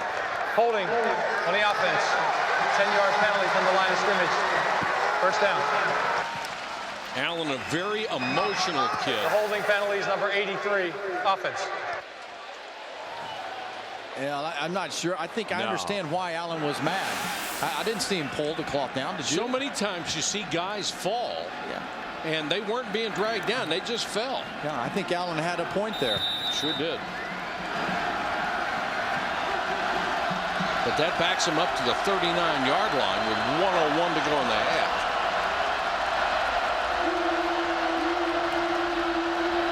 Parker, flanker screen back to Hopkins.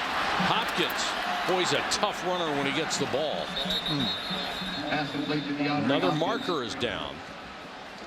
Remember, Florida State practically killed themselves in the first quarter with penalties. Personal foul, face mask, number 20 of the defense. 15 yards from the end of the run, first down. Here's another big one, LaMarcus Joyner. Well, this is a result of a very talented true freshman Hopkins moving around, making people miss. And you see it all the time when a great athlete's out there making you miss. Defenders reach out trying to grab anything they can. You must have had a lot of face masks against you. It was my goal to keep them as far away from my face mask as I could.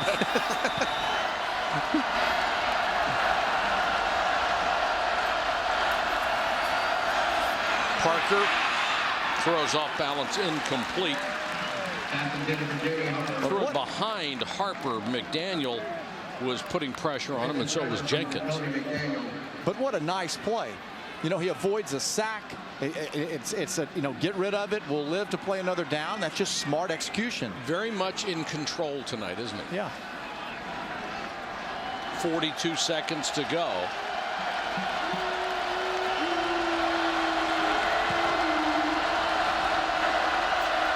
Second and 10.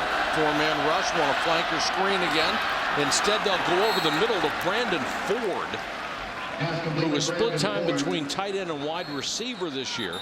Clock continues to run, and now Clemson will use a timeout to stop it at 30 seconds. And we'll be back to Tallahassee for the final 30 seconds of the half in just a moment. Their way to the SEC title game against the winner between number 23 South Carolina and number 22 Florida. That game happening right now. With Mel Kiper Jr., I'm Freddie Coleman. It is college football tonight. Who are those fine 5 young men that will make up this week's edition of Mel's Top 5? Keep it here to find out on ESPN Radio and ESPNRadio.com. At Subway, we're serving up $5 footlongs all day. For breakfast, starting at 7 a.m., choose a tasty $5 footlong steak, egg, and cheese. And now make dinner more delightful, because any regular footlong sub is a $5 footlong sub after 5 p.m. when you buy 2 or more. So come on, get your $5 flavor on morning, noon, night. Subway, eat fresh. Products may vary, available from opening to 11 a.m. at participating restaurants for a limited time only, plus applicable tax. Prices and participation may vary, not valid in Alaska and Hawaii. Excludes premium subs and double meat. Additional charge for extras. If you have a job instead of a career, will you be satisfied tomorrow? But if you develop...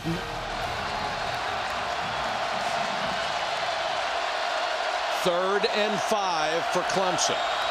Right at the edge of field goal range.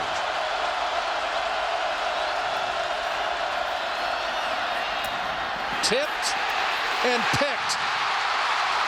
Florida State stops the drive. The ball was tipped, and Michael Harris ended up with it.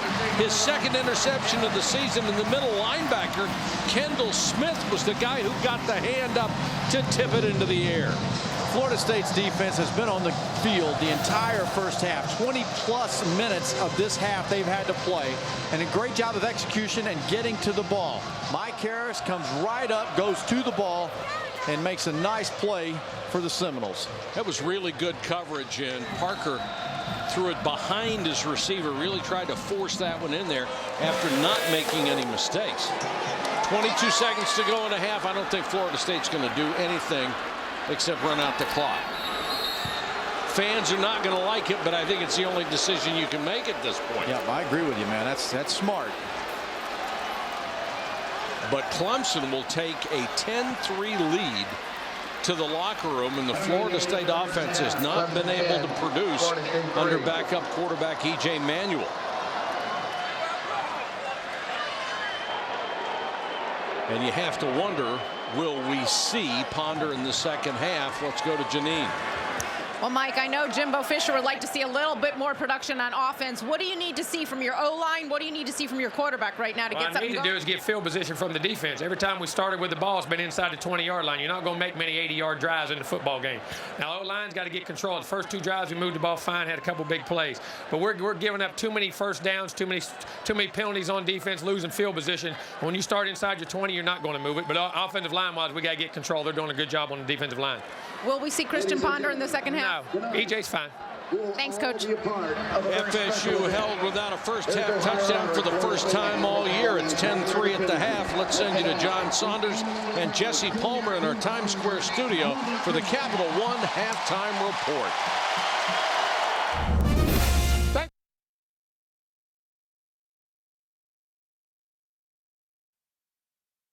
With Capital One's Venture Card, we get double miles on every purchase. So we earned a trip to the Grand Canyon twice as fast. We get double miles every time we use our card. I'll take these. No matter what we're buying. Plus the damages. And since double miles add up quick, we can bring the whole gang. It's hard to beat double miles. No, we write them. Introducing the Venture Card from Capital One with double miles on every purchase every day. Go to CapitalOne.com. What's in your wallet? Oh, that's the spot.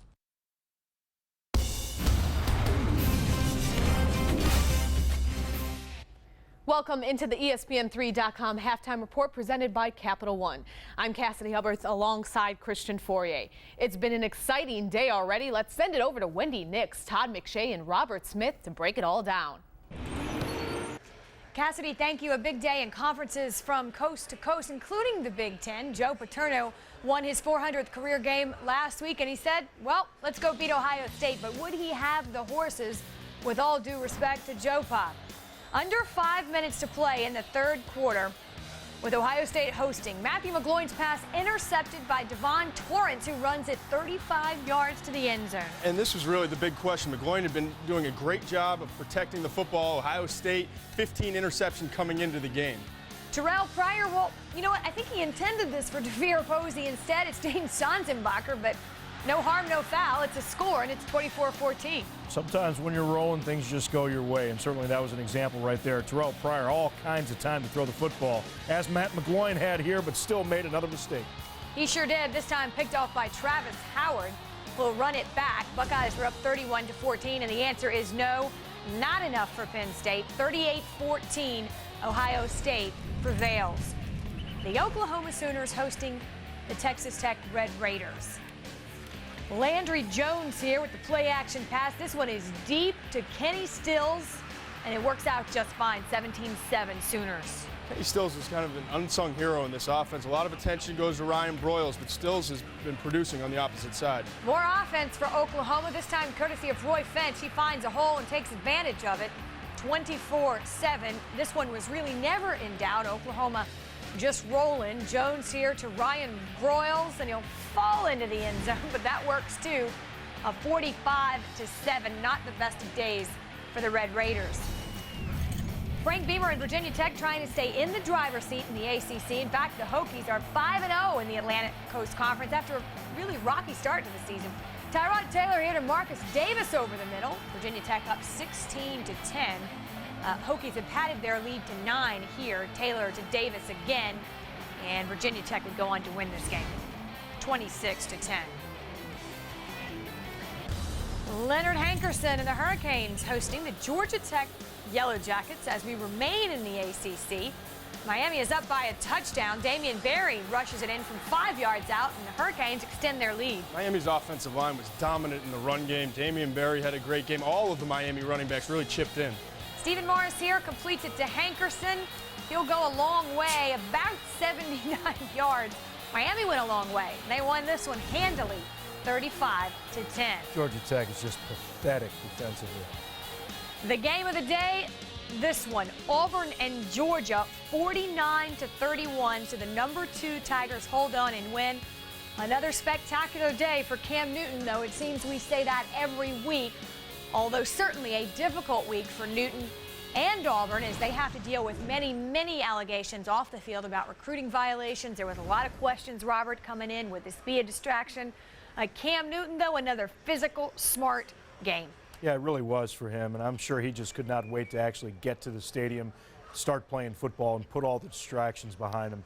12 of 15 passing the ball, carried the ball 25 times for about 150 yards today. Just a really solid performance. You can't say enough about Cam Newton and his toughness. He gets every single yard, makes people miss, runs people over. He's a lot of fun to watch. And you know, Robert, we knew he'd come in and run the ball successfully because that's what he does. He's big, he's physical, and he's fast. But my question was, is he going to make the reads when he has to throw and make good decisions? Did he pay enough attention during the week of practice, and was he distracted from the game plan? Clearly he wasn't. And so it's a tribute to Cam Newton, his preparation this week, and his ability to block everything else out, compartmentalize football, and just study and know what he had to do this week against a Georgia team that was playing with a lot of confidence. A.J. Green was huge for Georgia as a wide receiver. Nobody else really stepped up on the offensive side. I think that was the big difference in this game. Cam Newton, only the 8th player in FBS history to throw for 2,000 yards and run for 1,000. And here's what A.J. Green did, 9 receptions for 164 yards.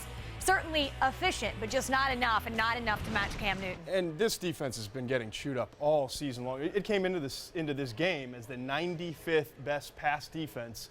So we knew that A.J. Green would have a big day. I think, as I mentioned, the problem was that nobody else was able to really step up and take advantage of all the attention that was going Green's way, even though it wasn't effective. The other receivers didn't really have huge games. The running attack, I think it finished with right around 95 yards total. So to me, it was the inability of everyone else on the offensive side for Georgia to get the job done today. Auburn's in pretty good position. They have a bye week, and then we'll wrap things up against Alabama and Atlanta at the Iron Bowl. TCU, not the best of days. They did win, but they allowed 35 points to San Diego State, prevailing by 5. And remember, they beat Utah handily last week, but then the Utes lose today to Notre Dame. So big picture, Robert, what does this do? Well, I'm not so sure that it does too much. I mean, San Diego State's a lot better than people think. Brady Hoke's really done an excellent job there his second year. I mean, this is a team that lost to BYU, lost a close one to Missouri. They did beat Air Force. So this is a pretty good San Diego State team. The thing for TCU, though, today, gave up way too many big plays, especially in the pass game. And then big picture, Auburn wins. Is Oregon going to win? I mean, the clock is ticking. We only have very little time left for Oregon and Auburn to lose, which would guarantee either TCU or Boise State a spot to play in that national championship game. Well, Gary Patterson said after this one, a win is a win, but this time of year, unfortunately, that's not always the case. For Todd and Robert, I'm Wendy. Cassidy, back to you. Thanks, guys. Time now for our Capital One Cup Impact Performance of the Week. And this week it goes to Boise State quarterback Kellen Moore, who threw for a career-best 507 yards in their 42-7 win over Hawaii last Saturday. Remember to tune in tonight to College Football Final to find out what the Capital One Cup Impact performances are from today's games. Then log on to ESPN.com/Capital One Cup to make your vote. After the break, we have more action to talk about. Who shined and who walked away disappointed. More highlights after the break.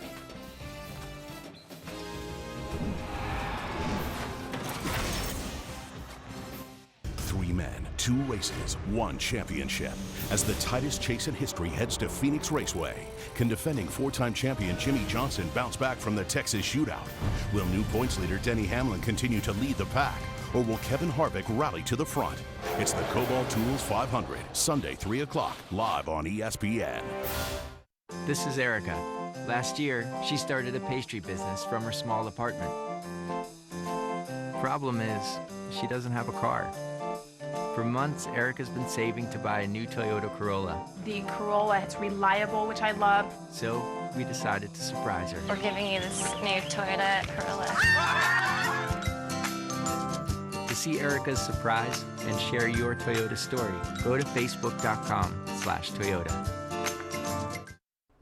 All right, welcome to Sports Nation on ESPN3.com, of course brought to you by Toyota. I'm Colin Cowherd. This week's poll question, which one of these guys the Toyota Quality Performer of the Week? Now, I think, my gut feeling is, it's Andy Dalton at TCU. Edwin Baker, nice week for the Spartans. Roy Roundtree, like the name, good receiver. TJ Yates, I don't think so. I'm going to go with Andy Dalton, TCU. Look at that. Didn't even know the answer. Didn't even cheat. But impressive. Thanks for voting in this week's Sports Nation poll. Stay tuned throughout the week. Help Toyota's quality team. We'll reveal at the end of the year who's the big star here. Back to you, Cassidy. Thanks, Colin. Senior day for Northwestern as they take on number 13 Iowa. Third quarter, Hawkeyes up 3. Ricky Stancy gets it to Darrell Johnson-Koulianos, and he's gone for a 70-yard touchdown. Great job by Stancy getting him the ball. You know what? Iowa couldn't do much in the first half, but they got the running game going and then opened up the play action. Fourth quarter, Northwestern trailing by 3. Dan Persa gets it to Demetrius Fields. Great job by Persa hanging in the pocket because he had the best defensive lineman, Adrian Claiborne, barreling down on him. 15 seconds to play, 4th and 16. Iowa with their last chance to score. Stancy fires downfield, and it's incomplete. Northwestern, after beating Iowa last season, does it again this season, ending their Big Ten championship hopes. And he is so incomplete. Elsewhere, Wisconsin trying to keep their title hopes alive. John Clay out with a sprained knee. Nice hairstyle there. Second quarter, tied at 10. Monty Ball gets the handoff, and he's in. He was having a ball today. He rushed for over 160 yards today. Later in the second quarter, James White, he's gone for 30 yards into the end zone. I mean, when you're talking about an offensive line that is one of the best in the nation, it doesn't really matter who you plug in there, you're going to have success. So they extend their lead to 14. 2:26 left in the second quarter. Ball again, this time for 8 yards. That's his 3rd TD of the half. Ball and Wisconsin would keep on rolling. Early third quarter, Scott Tolzien gets it to Jake Byrne, and Wisconsin keeps their Big Ten title hopes alive and improves to 9-1 on the season.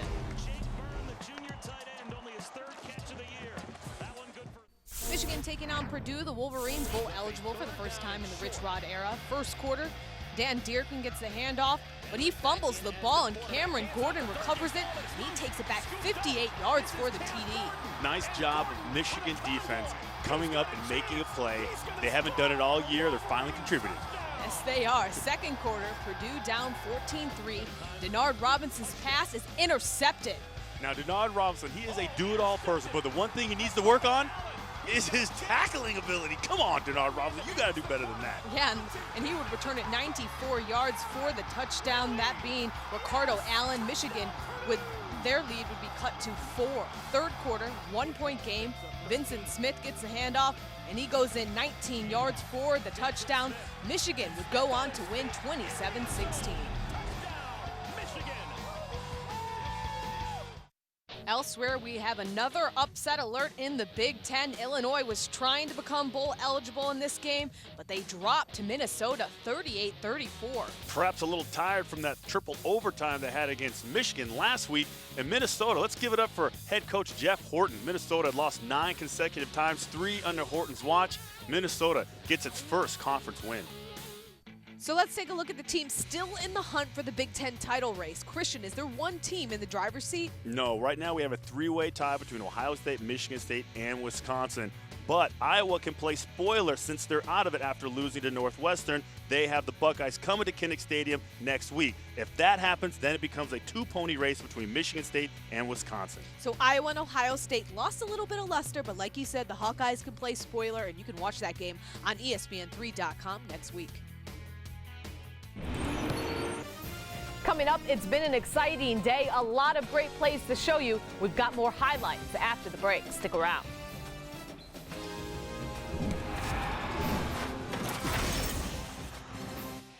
I love Dr. Pepper. The taste of these 23 flavors can never be equaled, like me. Hey. What, man? Come on, Mike, man. Nice hit. There's nothing like a pepper. Trust me, I've sent people to the doctor. Hey, students. Dr. Lou here with a little pop quiz for you. These days, college tuition is A, pretty affordable, B, a little bit pricey, C, more expensive than a private island in the Caribbean. Bingo! College is pretty darn expensive. Luckily, Dr. Pepper's got you covered with a Dr. Pepper $1 million tuition giveaway. Visit drpepper.com and upload a video telling us why you deserve a chance to win. It couldn't be easier. Each week, Dr. Pepper will give students tuition money for the most thoughtful, compelling, enthusiastic, and entertaining videos submitted. So to review, students, go to drpepper.com, upload your video, and enter the Dr. Pepper $1 million tuition giveaway. If old Dr. Lou here likes what he sees, you could win big. Trust me, I'm a doctor. Big East play, Louisville at home against South Florida. Both still in the conference race. Under 2 minutes to go in the fourth, Louisville down 7. Justin Burke gets it to Josh Bellamy. Great job by Bellamy adjusting to the ball. Nice pass, back shoulder, ties it up. So 2 seconds to go, same score. UCF going for it on a 52-yard field goal. Macon Bonani kicks it through the upright here, but Louisville icing it, calling a timeout. Kick is called no good. So Bonani's second kick, he hooks it left. We're heading to overtime. In OT, Louisville turned it over on downs after going for it on 4th and 1. So Bonani on the line again, this time for 37 yards, and the field goal is good. South Florida wins it 24-21 and becomes bowl eligible for the 6th straight season. West Virginia and Cincinnati, second quarter, 14-0 Mountaineers. Geno Smith gets it to Jock Sanders. Jock Sanders, he's going to break a couple tackles, and he's going to get himself a little convoy right into the end zone. Smith had 4 first-half TD passes, 21-0 West Virginia. Third quarter, Mountaineers up 37-10. Noel Devine runs it in 13 yards, and West Virginia is bowl eligible and back in the conference chase. They win it 37-10. Final Big East game of the day, Rutgers and Syracuse. Rutgers playing in their first home game since Eric LeGrand was paralyzed against Army. First quarter, 3rd and goal. Ryan Nassib gets it to Antoine Bailey for the touchdown. Great job of keeping this play alive. And Bailey, excellent job of making sure he has someone to throw it to. 3rd quarter, 7-3 Orange. Jeremy Deering takes a direct snap and runs untouched for the 19-yard touchdown. Rutgers goes up 10-7. Just more than a minute left. Game tied at 10. Ross Krautman connects on the 24-yard field goal. Orange up 13-10 with 1:07 left in the game. 15 seconds left for Rutgers. 4th and 17. Tom Savage throws out of desperation, and it would be incomplete. Turnover on down. Syracuse wins at 13-10 and becomes bowl eligible for the first time since 2004. That's all the time we have on the ESPN3.com halftime report presented by Capital One. Make sure to tune into College Football Final to see this week's Capital One Cup Impact Performance nominees. He's Christian Fourier. I'm Cassidy Hubbard. Let's send you back out to the second half.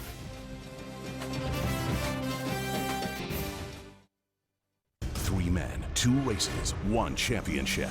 As the tightest chase in history heads to Phoenix Raceway, can defending 4-time champion Jimmy Johnson bounce back from the Texas shootout? Will new points leader Denny Hamlin continue to lead the pack? Or will Kevin Harvick rally to the front? It's the Cobalt Tools 500, Sunday 3 o'clock, live on ESPN. ESPN College Football. College football lives here. Honey, is that you? And here. And it probably shouldn't live here, but it does. And awkwardly enough, here too. Do you mind? And yep, even here.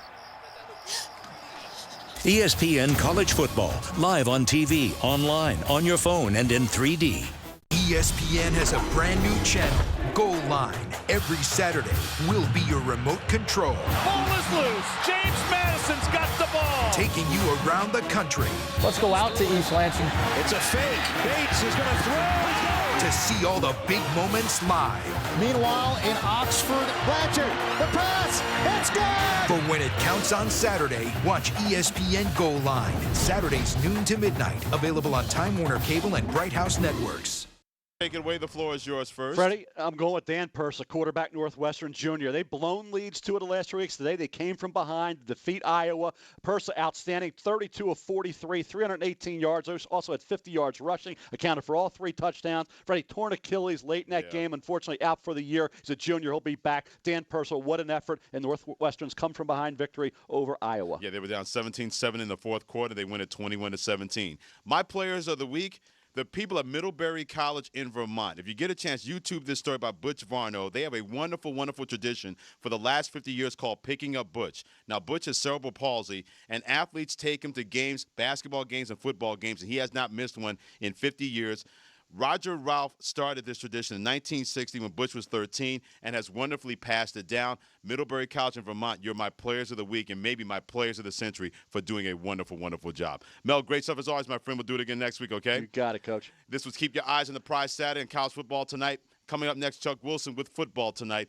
For Mel Kiper Jr. and Freddie Coleman, this is the mighty ESPN Radio.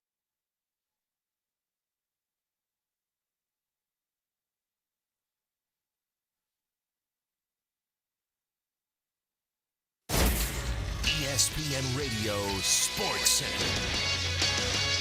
I'm Kevin Winter in week number 11. Numbers 2, 3, and 9 all avoided the upset bug today, but tonight, number 6 may not. And leading at the half over Florida State 10-3. First half was more cat and mouse than you would expect from these two teams, and I think it all goes back to Ponder's injury. I think Dabo Swinney continues to play cat in this second half here until Florida State forces him to do something offensively. He's going to let his defense do their job. Now, if you're Florida State, they have to get it going. I was talking about the quarterback getting involved with his legs.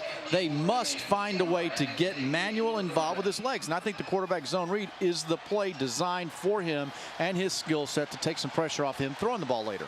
Janine's had a real good look at it from down on the sidelines. Janine, what do you have? Well, Mike, I just spoke to Dabo Swinney, and he said, you know, we wanted to take away the running game of E.J. Manuel, and we've done a pretty good job doing that, and I hope it continues. But he said, now we're expecting that they're going to try some deep balls or some trick plays, so they're sort of half expecting to see that. He told me he's very pleased with his offense. He said, we're playing at a really, really good tempo, and I told my guys just before they came out here, stay consistent on defense, guys, and most of all, we've got to finish this ball game. Mike? All right, Janine, thanks. Half to go.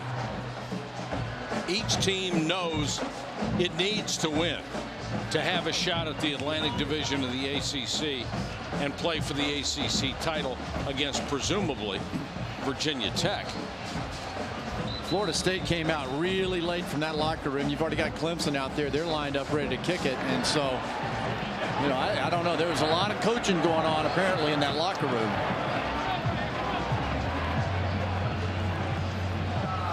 Seminoles will get the first crack at it. Greg Reed is deep from the 5-yard line. And he's out to the 27, still dragging tacklers with him. Well, Dabo Swinney wanted delay of the game. Florida State coming out late. They weren't lined up ready to go. And I'm not so certain that there were 11 Florida State kick return guys out there. I only counted 10. So not a chipper way to start if you're a Seminole. Well, when the clock, I didn't notice whether the clock had hit triple zeros at that point, but you got to be ready to go when that happens. Manuel will go to the shotgun. Throws over the middle on first down. Loose ball, almost picked off. It was intended for Halstead, who had a huge game last week and has been held in check, and it was nearly intercepted by Marcus Gilchrist. Now let's take a look at our Pacific Life game summary after one half of play here at Bill Campbell Stadium in Tallahassee. And Clemson, with 209 to 79 total yards, time of possession better than 2-1. Ooh, Florida State, what you just circled, 8 yards rushing. And when they average 197 a game. Manuel. Ball comes loose. Looked like the Seminoles got it back. They'll mark it at the 30. It'll bring up a 3rd and 8. You finally get open space, 2-on-1, and a tremendous job of Clemson being able to keep Manuel from breaking off and going down the field. I mean, standing up here, Mike, did you not think this was about to be a long run? Thought it was going to be a huge play, but it looked like he ran right into the defender. Pryor was trying to block for him.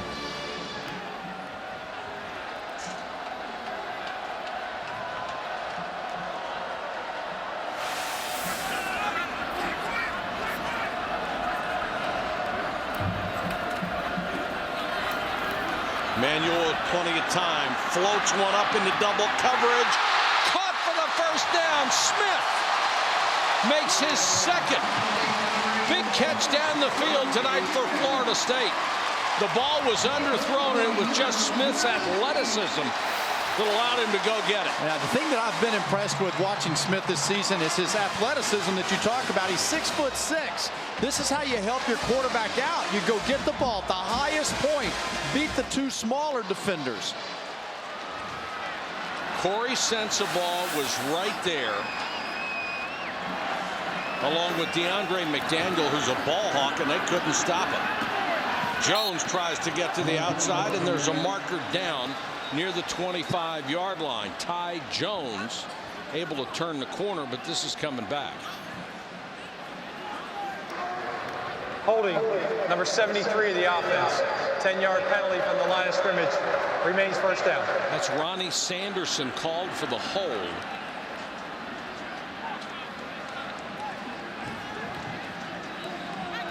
Shows you the defense and what they've done tonight. This is a really strong defense the last 4 games, and even looking better tonight on the road. But you'd expect a little bit of that, Mike, because Christian Ponder's not in the game. That's right. But the one stat that coaches will tell you counts more than anything is scoring defense. And in the last 4 games, they've only allowed 12.3 points a game. Tonight, giving up virtually nothing. Smith again on a high throw this time, still trying to drag the pile forward. He's at the 32. They need to make the 28. Excuse me, that's Bo Relaford with a rare catch for him. 88 instead of 84. Tonight we have seen the receivers at Florida State doing their job. You know, last week I thought they had several drops and it did not help Ponder out, but they're doing exactly what they have to do for E.J. Manuel. Well, if you've got the backup quarterback in there, he's the backup for a reason, and you've got to support him. Jones, the tailback. Manuel straight back. Under pressure. They got him at the 39. The pocket absolutely collapsed that time, led by Bowers. #1 in the nation in tackles for loss and sacks. And adding to it, the guy is just a beast, and he leads the defense. It's 20th in the country in sacks. They get nearly 3 per game. When you plant your foot against Clemson defensive line, the ball better be coming out. There's that old timing clock in there. 3 seconds or less. It better be 2-5 or less against these guys. Because Bowers is going to get there in a hurry. He now has 21 tackles for loss, 13.5 sacks, and that is a Clemson record for a defensive lineman. Underneath, complete to Easterling. Easterling fighting for first down yardage, reaches the 20. This is going to be an interesting decision here.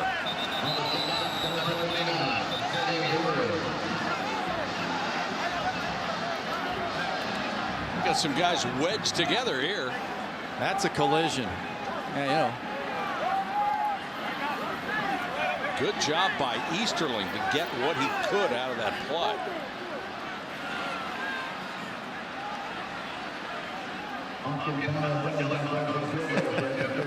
And they've got the field goal team on, Craig. Yeah, I think, you know, you have to play and kick to get the points, and you have to make the assumption your kicker at this range here, at this high level, is going to make it. Especially after they marked it at the 21, so it was 4th and 3. Hopkins, who missed 2 big field goals a week ago, comes through here, hits his second one, so it's 10-6. Watch the effort by Easterling on this play. Went head-to-head, and that's the best he can do. Like kissing your sister. Yo, Ed, it's Lee. I'm here in Eugene. Man, it is absolutely gorgeous. Great game. The Ducks look terrific. Hold on. I'm going to have to call you back.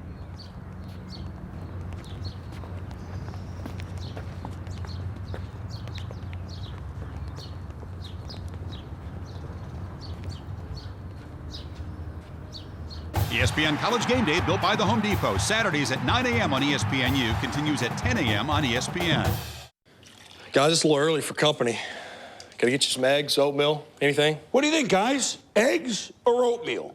I'm watching my cholesterol, so I'm going with oatmeal. You guys are crazy. Flexibility is key. I'm going with eggs. Scramble, maybe sunny side, or even a frittata. Scramble? Have you guys seen Phillip Rivers scramble? It's got to be oatmeal. Hey, I don't go for any of this West Coast stuff. Brats and cheese, maybe a little sauerkraut on the side. People. Sunday NFL Countdown, presented by IBM. Sundays at 11. ESPN has a brand new channel, Goal Line. Every Saturday will be your remote control. Ball is loose. James Madison's got the ball. Taking you around the country. Let's go out to East Lansing. It's a fake. Bates is going to throw. To see all the big moments live. Meanwhile, in Oxford, Blanchard, the pass, it's good! For when it counts on Saturday, watch ESPN Goal Line. Saturdays noon to midnight. Available on Time Warner Cable and Bright House Networks.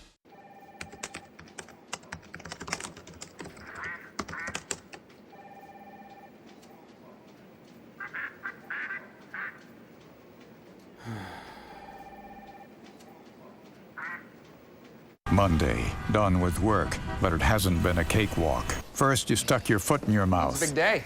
Big day. And then a sale went south. But Monday means Monday Night Football, where you're the employee of the month for a day.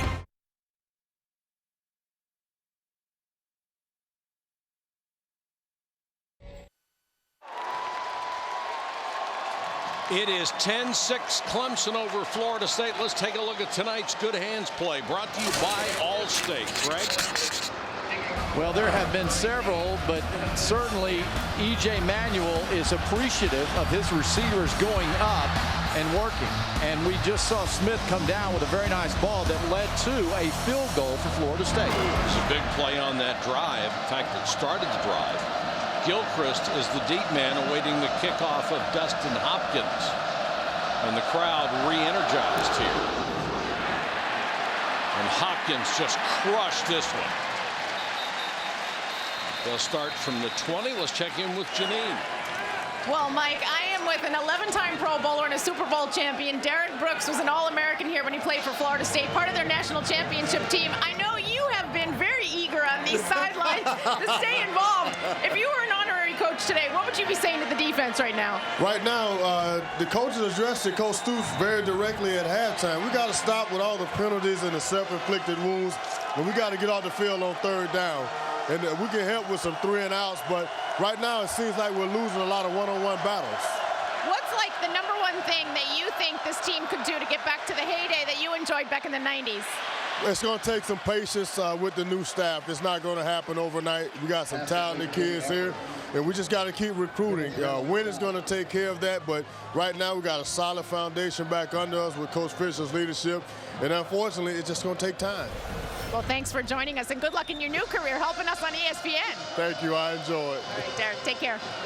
Two-time All-American here, including a national championship, 11 times a Pro Bowler with the Tampa Bay Buccaneers, and somebody who was so active in the community.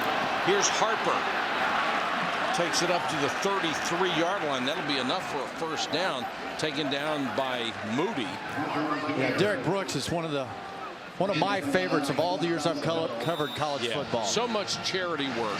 Great guy, great football player. Would have loved to have been his teammate, and good to see him out here having fun. Does a heck of a job on ESPN doing the NFL. Harper. Nice little move to shake a defender, pick up some yardage. Moody takes him down at the 40, but it's a gain of 7. And Mr. Alexander was the guy who missed the tackle, and it wasn't much of a move by Harper, but just enough, little shoulder shake. Yeah, you know what, and Mr. Alexander, he's backside. There's a little stunt that was taking place away from where the ball went. Alexander's got to get in that foxhole that we talked about and get out on those legs.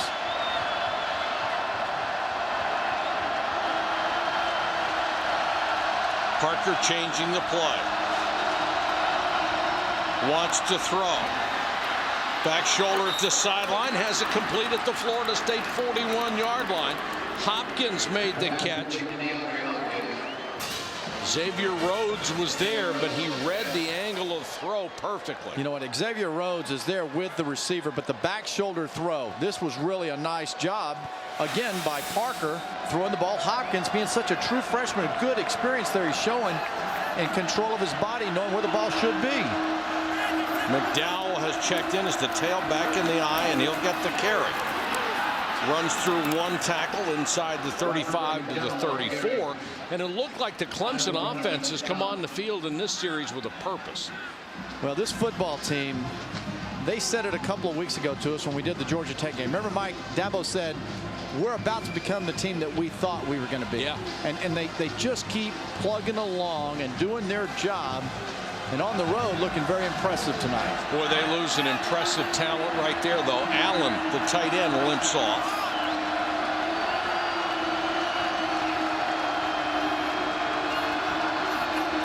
Second and 3. McDowell again. Little stutter step. May have cost him any opportunity to hit the hole, and it's going to be 3rd and 2.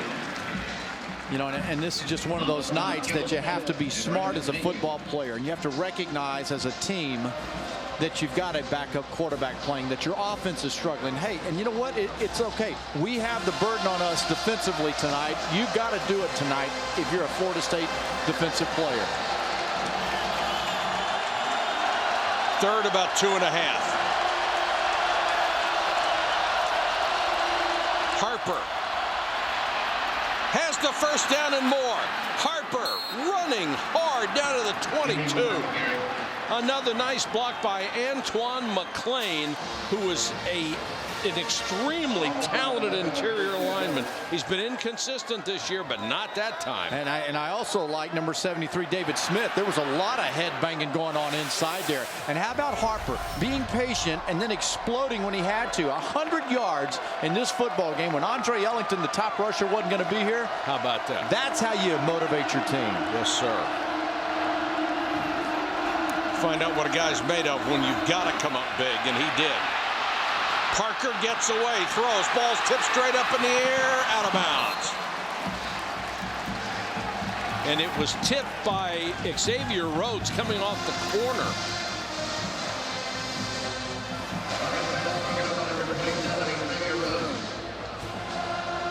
Boy, everybody's heart goes into their throat when that ball goes up in the air. These coaches, you know, we were talking about around the country today, all the craziness and the teams that were supposed to win, barely hanging on, some not hanging on. Kyle Parker in the gun. And Clemson moved early. It looked like the left tackle, Chris Hairston. False start, number 61 of the offense. 5-yard penalty, second down. And it was.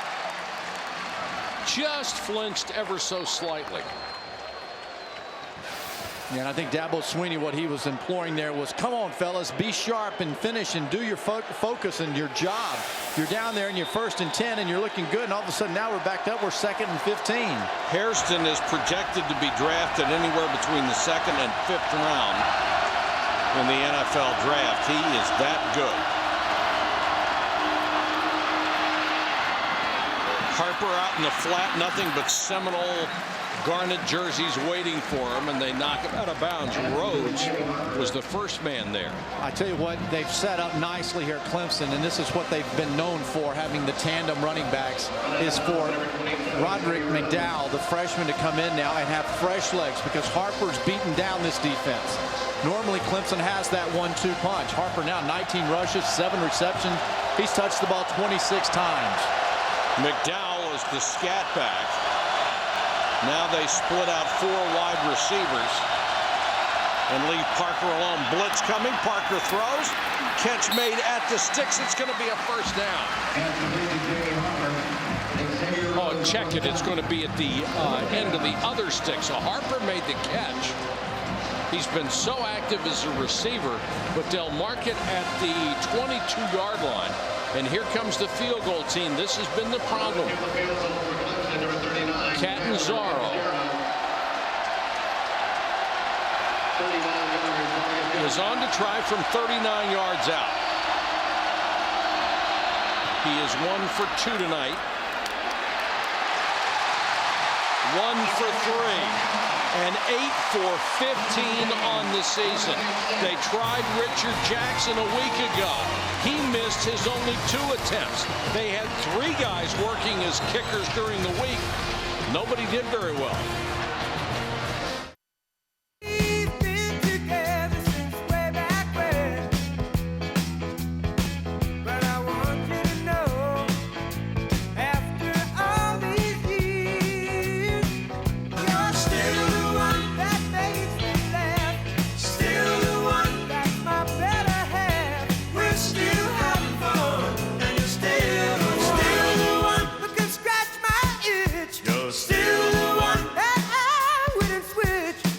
Yo, Ed, it's Lee. I'm here in Eugene.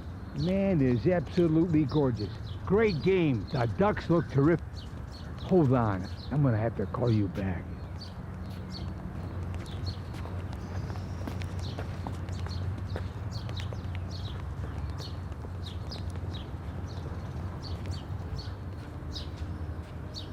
ESPN College Game Day, built by the Home Depot. Saturdays at 9 a.m. on ESPNU, continues at 10 a.m. on ESPN. There were 3 moments in Colin Cowherd's life that created his voice. His persuasiveness developed after the famous ice cream turkey sandwich trade of 1982. If we're talking proteins and nutrients, I'm the one losing. His subversive rage stems from getting cut from the JV gymnastics team. Can't believe it. and fact-based opinions were honed in the high school debate club. And that's why any animal you can't feed after midnight or get wet is a terrible pet. Hear the voice of Colin Cowherd, only on ESPN Radio. Monday, done with work, but it hasn't been a cakewalk. First, you stuck your foot in your mouth. It's a big day. Big day? And then a sale went south.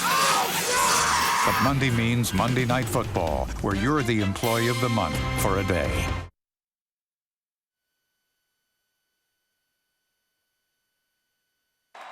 Saturday Night Football on ABC, presented by Southwest Airlines. Find our fares online, only at southwest.com.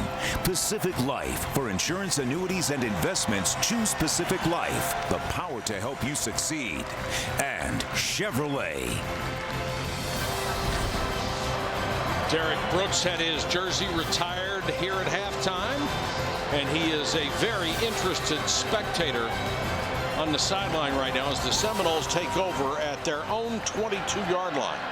1st and 10. Manuel throws for Smith. Smith to the 29. We check in with Janine Andrews. Janine. Well, Mike, as you and Craig know, the Clemson team has been plagued by special teams problems, kicking problems, and Dabo told me before the game, he said, I was in charge of kicking practice this week. He said, I made them do all kinds of spontaneous work. I had them kick from the 10-yard line, the 50-yard line. He said, Catanzaro earned the job. He went 30 for 31, and he told me, I'm confident in him, but he's going to be on a short leash. Janine, it is really terrible when guys have great weeks in practice because you simply can't replicate the factor of playing in a live game. It's just different. Flag down on this play.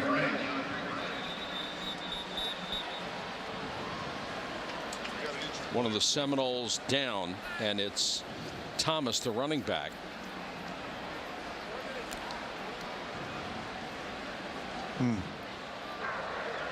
Offsides, number 93 of the defense. 5-yard penalty, 1st down. It's the All-American Daquan Bowers.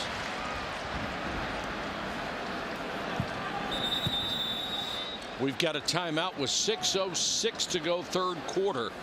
We will check on Thomas when we come back to Tallahassee. Your source for the best gridiron coverage is College Football Live. Our team is on the pulse of the game, bringing you analysis. If they lose this game, they're definitely out of the national championship talk. Breaking news, highlights, and big game predictions. I'm going Big Red, baby. Plus, we go deep for exclusive interviews. The secret is out, my friend. And unique features that will keep you wanting more. Let's go, guys. Come on. College Football Live, weekdays at 4 on ESPNU. Gentlemen, behold our new set. Wow. You really did it. Everything in its place. You did all this? With a little help from the Home Depot. Check it out. What's that? Well, that's my stud finder. And it still works. ESPN College Game Day, built by the Home Depot. Saturdays at 9 a.m. on ESPNU, continues at 10 a.m. on ESPN.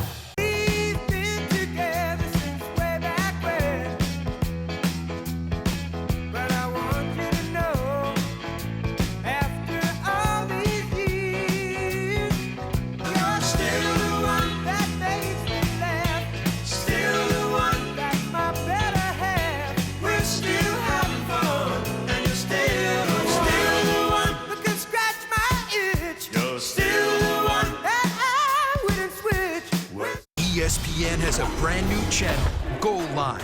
Every Saturday, we'll be your remote control. Ball is loose. James Madison's got the ball. Taking you around the country. Let's go out to East Lansing. It's a fake. Bates is going to throw. To see all the big moments live. Meanwhile, in Oxford, Blanchard, the pass, it's good! For when it counts on Saturday, watch ESPN Goal Line. Saturdays noon to midnight. Available on Time Warner Cable and Bright House Networks. Monday, done with work, but it hasn't been a cakewalk. First, you stuck your foot in your mouth. It's a big day. Big day? And then a sale went south. But Monday means Monday Night Football, where you're the employee of the month for a day.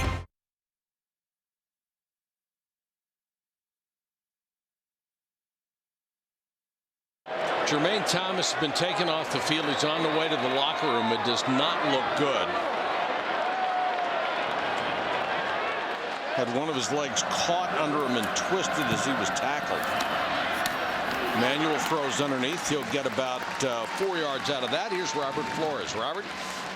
All right, Mike, AT&T All-American Player of the Week update. Oklahoma quarterback Landry Jones, 328 yards, 5 touchdowns as Oklahoma handled Texas Tech 45-7 today in Norman.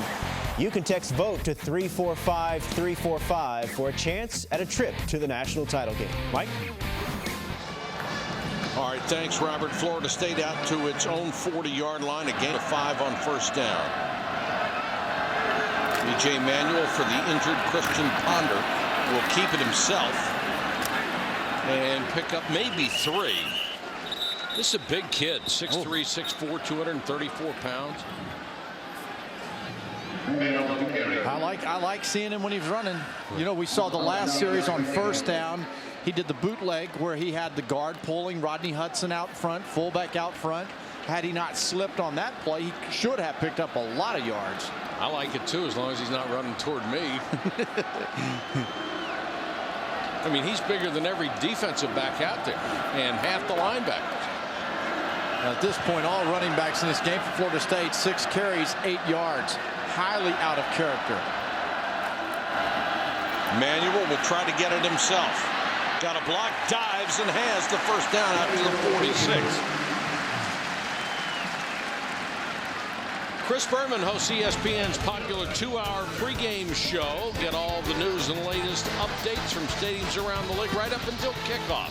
Sunday NFL Countdown presented by IBM on ESPN starting at 11 a.m. Eastern. And I understand Nostradamus will make easy for you to say. Make his second half predictions coming up.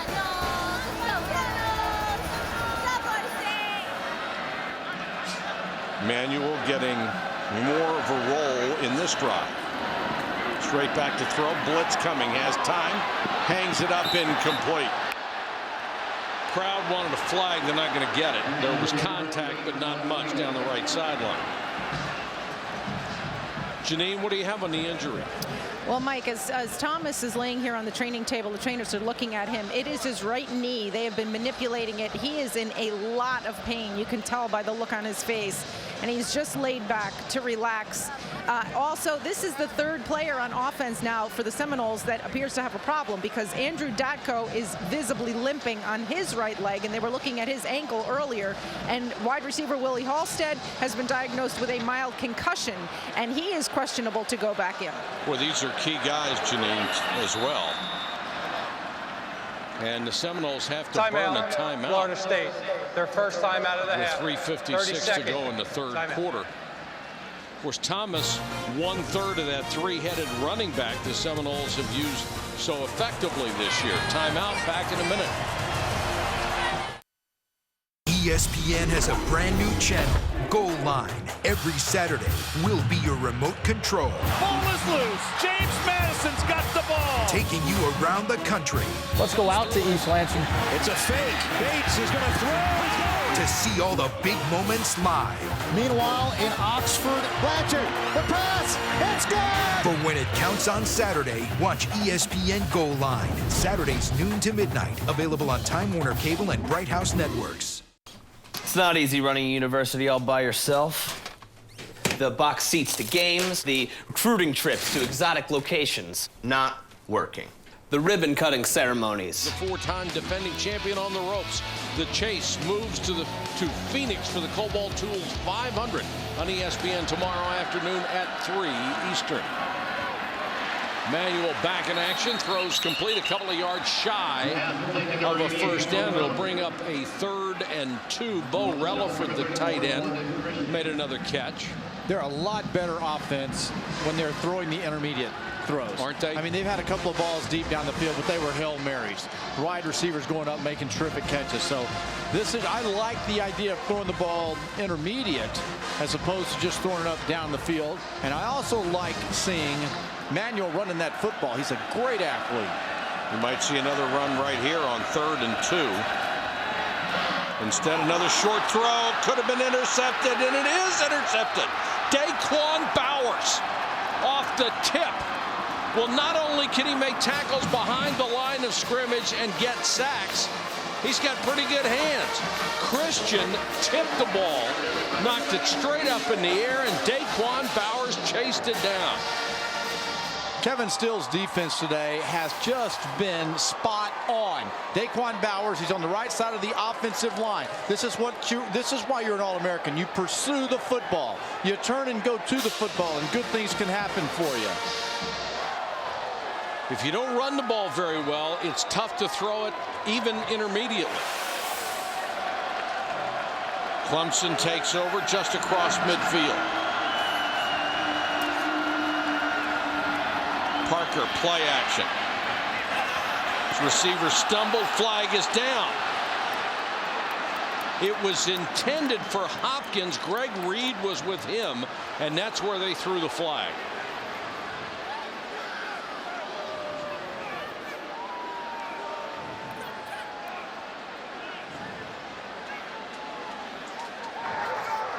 Holding defense number 5. 10-yard penalty, first down. Holding instead of interference, but it's the same net result. And Greg Reed had to, because the double move, the pump fake by Parker, wanting to throw the ball down the middle of the field, but the double move, the true freshman outside, Hopkins, he was going to be gone had they not grabbed him. The 4th first down by penalty awarded to Clemson tonight. Florida State continues to victimize itself. Harper. He's done such an effective job of sidestepping that first man. Nothing spectacular, no Barry Sanders moves, but very effective. But you know what? What I'm surprised at is normally when you make a guy with his size stop and restart, you've got him. And it's Florida State's defense who normally is in the backfield as soon as you stop. He just hasn't allowed that to happen. Parker goes to Harper, and he's immediately hit. That time, he didn't have any room to maneuver. Taken down by the middle linebacker, Kendall Smith.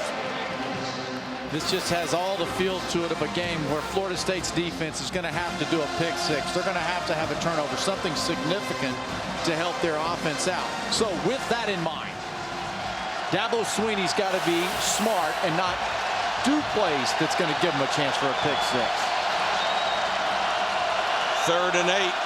If you're Florida State, you bring the heat.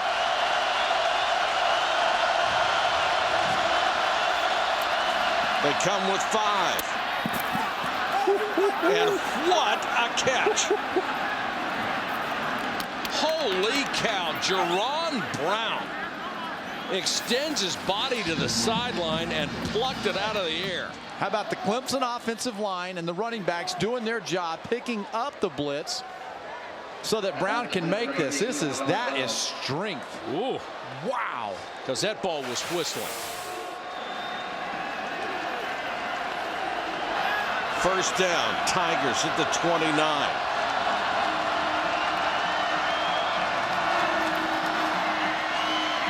Parker with good protection again over the middle. Incomplete. Knocked away by Rhodes, intended for Allen, who's back in the ballgame, shook off an ankle injury. Boy, that Clemson offensive line has done a spectacular job pass protecting. They really have. And, coming into the season, they've only had 9 sacks in 9 games. So, but against the Florida State defense, #1 in the country in sacks at 4.5 a game, I thought they were going to have more time back there. They haven't done it. No, they haven't. And that's all credited to the Clemson offensive line. Harper fell down, got the handoff anyhow, picks up 9 more. Now go figure that. We've done a lot of Florida State football games, and if a back falls down against this defense, he's normally going to get up and get kissed. That's I didn't even hold his hand till he got 9 yards. They have been on the field, though, a long time. an absolute ton of time. 27 minutes for Clemson in this ball game. What a game for Harper. He has 168 yards in total offense already. Here comes some more. Trying to get outside. Hurdles a tackler, has a first down. He left Terrence Parks in the dust. See, I'm laughing because as a teammate, you know, in film review tomorrow when they're watching this, Harper's going to talk about how, hey, I was Superman.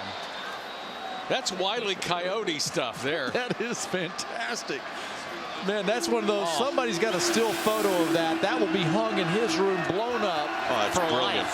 That's brilliant. We get another shot, comes straight up the middle. And now Florida State has got to be thinking, okay, we can still stop them for another field goal try. Well, Clemson's been saying this season we got to finish the fourth quarters, right? They're going to the fourth quarter. Doak Campbell with the lead.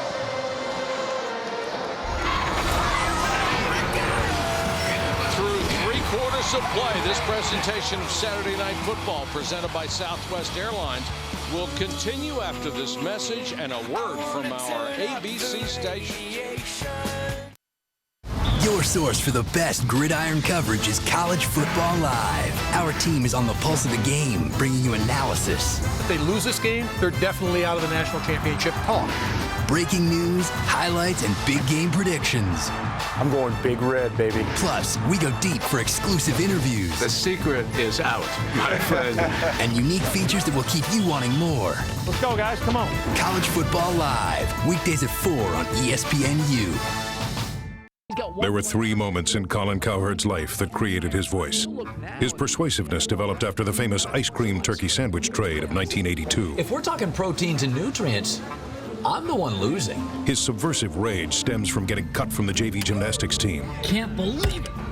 And fact-based opinions were honed in the high school debate club. And that's why any animal you can't feed after midnight or get wet is a terrible pet. Hear the voice of Colin Cowherd, only on ESPN Radio.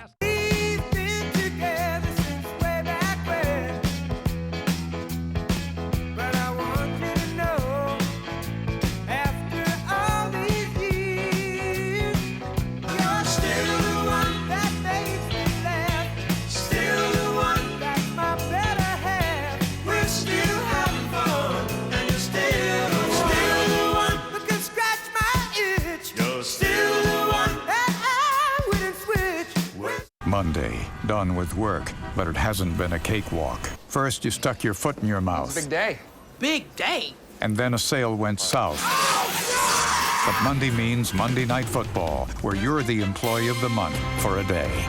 Change. That's ridiculous. It's Mike and Mike in the Morning on ESPN Radio.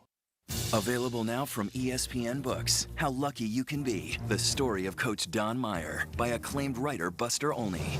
Northern State University basketball coach Don Meyer, poised to become the all-time NCAA wins leader when his life changed forever. Olney recounts this remarkable story and how Coach Meyer would not be defeated in basketball or in life. Get your copy of How Lucky You Can Be. The story of Coach Don Meyer. Available wherever books are sold. Are you in? Ken Griffey Jr. and Derek Jeter, there is no indication that they've ever used steroids, and they've all been tested 50 times, and yet they've still dominated. Colin. That's amazing. And I think Jeter's remarkable. Tiger needs time. Don't tell me you're one of these people who It's really hot outside, listen to music, read books. It's beautiful. Also, Crenshaw Lanes, which is a bowling alley on campus, which is really fun, at the Union. Actually, the architecture is what I really loved when I wanted to come here. It's a beautiful school, and everybody's really friendly. Really nice campus here at Florida State, part of our senior tour. The Craig James Continuing Motivational Annex was not pictured. Craig's been here so many times this fall. I mean, they're considering a building for him. The DoubleTree Hotel here in Tallahassee is the best run hotel in the country. I mean, got to know all the people there. Great hospitality, awesome.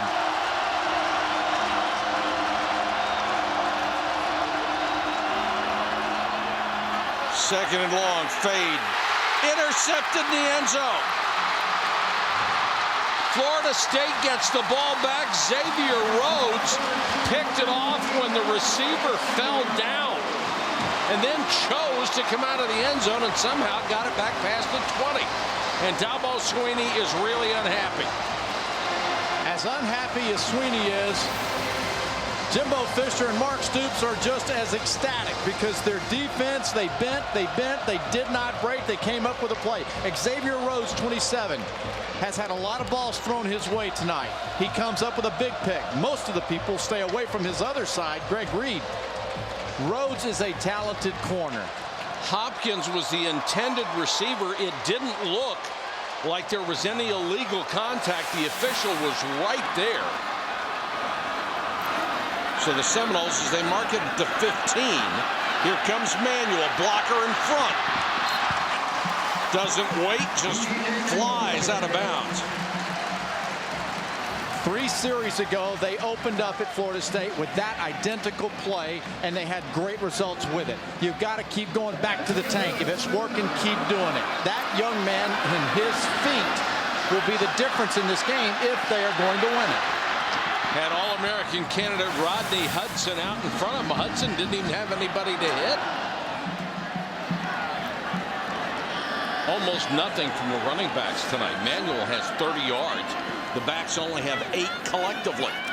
Manuel again floats this one out there for Smith. And a very fortunate set of circumstances for Xavier Brewer. He never got his head around, but ended up in exactly the right spot. All right, let's go back and think a little bit now the mindset of Dabo Swinney. He had 2nd and 6. And while you're throwing the football. Had a chip shot field goal situation, but maybe that's why he threw the football. Nothing is a chip shot field goal for Clemson right now. Just giving you a little food for thought, because that'll be in the coffee shops tomorrow over in Clemson. Manuel on the pitch. Jones. Close to a first down. Depends on the spot, and it looks like they're going to mark it short at the 34-yard line. You know, sometimes I say this, Mike, and not every week, but coaches can't see the forest because of the trees. You know, to me, it feels obvious. You've got to run the option. You've got to get the quarterback zone read in there. You've got to do something away from the middle of the field. That Clemson defensive line has owned inside. That didn't look like a very good mark. Looked like he had enough yardage for the first down. So it's 3rd and short again at the 34-yard line. Last time in this situation, they went with a short pass. Now, quarterback keeper, he dives forward, and the mark appears to be just past the sticks. So more and more on the shoulders of E.J. Manuel, the quarterback. But did you notice that some runners, they just finished going forward? You get these big-bodied quarterbacks like Cam Newton, like Terrell Pryor. When they run the football, they're going to finish forward. I like that. If you joined us late, Manuel has been the starter. He's gone the whole way for the injured Christian Ponder. Got a lot of treatment on his injured elbow.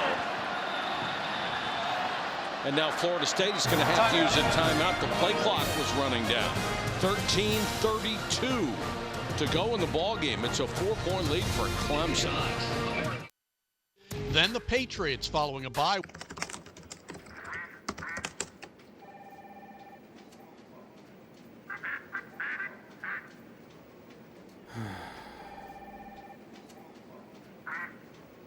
Monday, done with work, but it hasn't been a cakewalk. First, you stuck your foot in your mouth. Big day. Big day. And then a sale went south. But Monday means Monday Night Football, where you're the employee of the month for a day. It's not easy running a university all by yourself. The box seats to games, the recruiting trips to exotic locations, not working. The ribbon cutting ceremonies, the fight songs in your honor, the stadium's named after you. There, better. Yeah, it's a tough job, but hey, I'm a tough guy.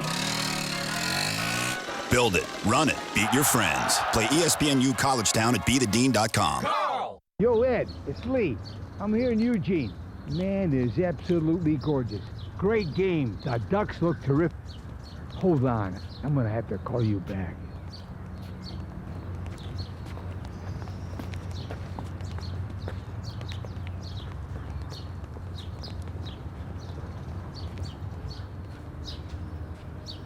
ESPN College Game Day, built by the Home Depot. Saturdays at 9 a.m. on ESPNU, continues at 10 a.m. on ESPN. Either way. There were 3 moments in Mike and Mike's lives that created their voice. Unique perspective started freshman year with their love of dessert. This is a chocolate-covered Twinkie. No, it's an eclair. An eclair is a chocolate-covered Twinkie. Their chemistry began during their domination of the high school's talent show. And their teamwork developed in biology class. I got the pancreas. Pancreas, idiot, that's an arm. Oh. Hear the voice of Mike and Mike, only on ESPN Radio. No idea. Welcome back to ESPN on ABC Saturday Night Football, presented by Southwest Airlines. How about a little flashback and hold your stomach if you're a Seminoles fan? 2 gut-wrenching losses, the botched play action on a Thursday night against North Carolina State down by 4. That cost them the ball game. Then last week against North Carolina, Mike, we were here for that one too. I mean, Dustin Hopkins misses the 40-yard field goal, so this would be sweet for a Jimbo Fisher team to come back and win in the 4th quarter. They had done everything they needed to do offensively. There's Relaford to the Clemson 49-yard line. I asked Jimbo Fisher if he was disappointed or if he was frustrated, and he said, no, I'm disappointed. There's a difference. If you're frustrated, you tend to do something different even when you don't need to. If you're just disappointed, you say, okay, let's go get them, let's work harder, and we can win this thing. Well, and he's doing it with a backup quarterback tonight against a defense in the last 4 games that's allowed 4 touchdowns. They'll run the option again. Jones on the toss, got a nice lead block, and that's Pryor. He's been out there 4 or 5 times with a good block to lead that play around the corner. But how successful has that play been? And how smart and patient was Manuel? You saw him, he almost pitched it, he carried it a little bit further, put a little more pressure on the linebacker, then he kicked the ball out there. He was 3-1 a year ago and was the MVP of the Gator Bowl that they won. But he is not a terribly experienced quarterback as Ponder is. So every play he plays, every quarter he plays, he should be growing as a quarterback, and you can see it tonight. They'll run the same play the other way. Manuel keeps, dives to the 32, nearly broke that one. I'm no rocket scientist, but I like what I'm seeing, and now Clemson's going to have to come out, and they're going to have to figure out how to get away and get to the outside for responsibility in the option game. And I know they prepared for it with the uncertainty of Christian Ponder this week. It's not like Kevin Steele's defense didn't see an option during the week in practice. No, but you've got to split your practice time between what Ponder would do and what you would expect Manuel to do, and that's got to hurt a little bit. A couple of weeks ago, they played Georgia Tech, the option. We did that game. Right. They did a great job in that ball game. Didn't they ever? Whew. And Kevin Steele, it's just nice to see him upright this week. He collapsed last week when his defense made an interception in the end zone to stop a big drive, and he hyperventilated and passed out.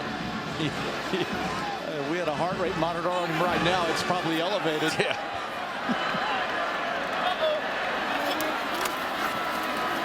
Handed off to Pryor with a rare carry. Could be about 1.5 yards shy of a first down. Janine, what do you have on Kevin? Well, Mike, you know, believe it or not, after collapsing last week and Kevin Steele telling us, you know, he gets up early, he doesn't get much sleep, he doesn't eat much. I asked him before the game, so what did you eat before this game to avoid that? You know what he's had all day, guys? What? 2 bananas and 2 Gatorades. That's it. Well, let's keep a camera on him because he may be ready again. Great line. 3rd, 1.5 yards. Manuel on the option. There's the pitch. First down and more. Pryor with a block. Thompson to the 10. They are going to run that thing until Clemson finds a way to stop it. And it's really hard to flip the switch on defensively towards the end of a ball game and become responsible against the option. Now watch the end man on the line of scrimmage. Linebacker says, okay, look, I'm going to take my quarterback. That's my guy. That's my job. 34, Christian does his job, but there's nobody on the pitch back. He's back deep. And Pryor got him another 5 yards with the good block. Play action fake. Manuel to the 8. Well, Relaford wanted him to go outside. Thought he had it set up for a really good block. Jimbo Fisher's feeling it right now. Because and his team's feeling it on the field. Play callers getting a rhythm. No question they do, Mike, and he's feeling it right now. And that's a 3-yard gain, but that's another stretch of the field, which makes Clemson defense have to run a little bit more to get to the perimeter.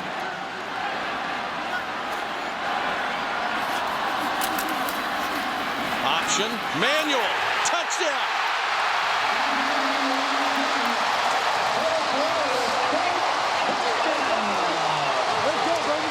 If you don't stop it, I'm going to run it.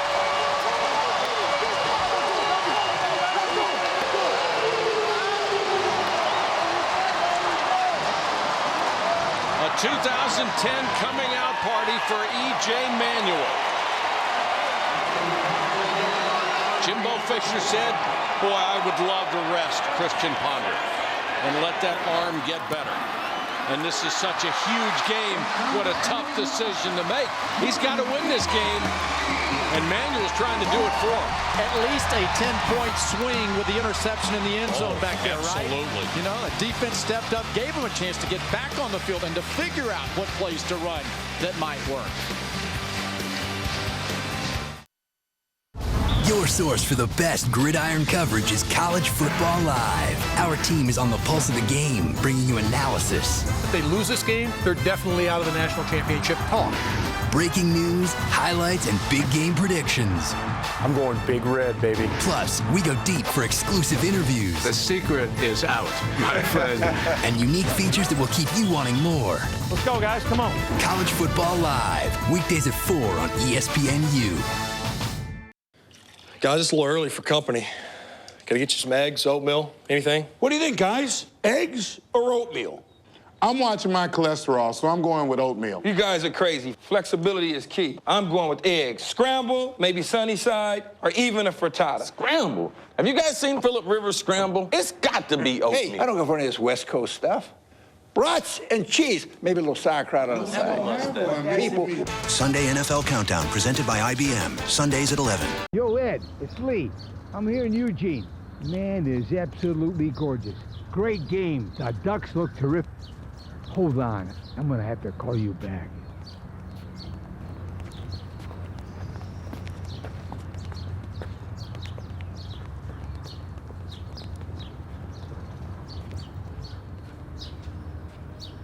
ESPN College Game Day, built by the Home Depot. Saturdays at 9 a.m. on ESPNU, continues at 10 a.m. on ESPN.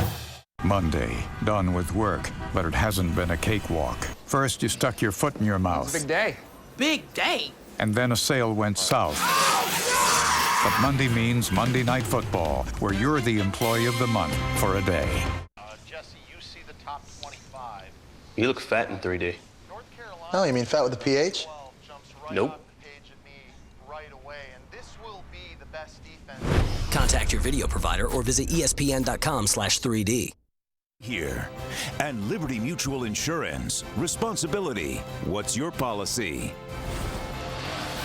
Cool, clear November night in the state capital of Florida, Tallahassee. And it's a little louder than it was just a few minutes ago because Florida State has taken the lead in a critical football game. Gilchrist is deep. Again, driven into the end zone. And they're going to tell him, keep it there. We'll start from the 20-yard line. Take a look at our Sony big picture. NC State with a big win today over Wake Forest. That gets them in a first-place tie in the ACC's Atlantic Division. Miami with a big win over Georgia Tech by 25. Hankerton tied Michael Irvin's record. And Virginia Tech takes another step closer to an ACC championship game. And Maryland moves into a first-place tie in the Atlantic. We will see Florida State and Maryland next week in College Park in what will effectively be another elimination game. Now the pressure goes back to Parker. Harper on first down. This time the Seminoles step up and make the stop. Dan Hicks, number 58, comes in from the defensive end spot, and Harper couldn't juke him. But boy, my hat's off to Harper. What a game he's had. He has played a heck of a football game, but now it's time for that Florida State defensive line to step up. This is a great battle. This is classic. A really good offensive line against a Florida State defensive line in the fourth quarter. Parker, 2nd and 10.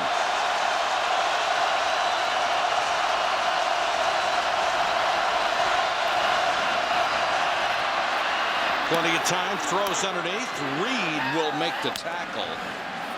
Brown made the catch, be a yard shy of a first down. Kyle Parker has impressed me tonight, unlike any other game I've watched him play in. I agree. Don't you think so, Mike? I mean, I can remember before we prepped for Georgia Tech and getting ready for that, we just weren't that impressed with his down the field throwing and everything else, but he's sharp. Dabo Swinney said he expected him to play brilliantly tonight. And it was a correct evaluation.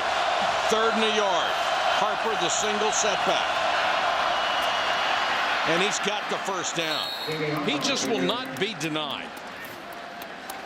Now, the coaching staff told him a couple weeks ago, we need you to put your foot in the ground and get up downhill, right? That dance, and then put the foot in the ground, and he went north. And with that body, it's almost like he's figuring it out tonight, right? Look at that jersey. You can tell he's been out there working in place of the injured Andre Ellington, who had been the bell cow for this running game.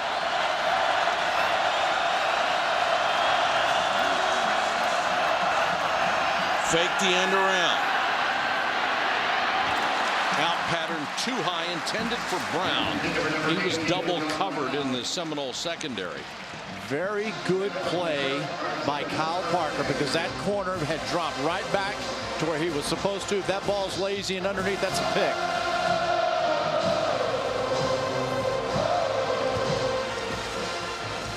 Clemson has to win this game. They literally, to have a chance to go to the ACC championship, they have to win this game, win out, and hope for some help. But it starts with this one. Almost intercepted. That would have been number 2 for Xavier Rhodes, and that would have been a pick 6. Well, the one thing that we've watched from Florida State this season has been their coverage and the ability for their linebackers and corners to stay tight. They recognize routes well and then explode on it. Xavier Rhodes, the freshman, almost the play of the game for the defense. Huge 3rd and long. You see guys jump routes if they will not throw the ball downfield very often. 4-man rush, plenty of time. Now Parker throws short, and Harper doesn't have a chance.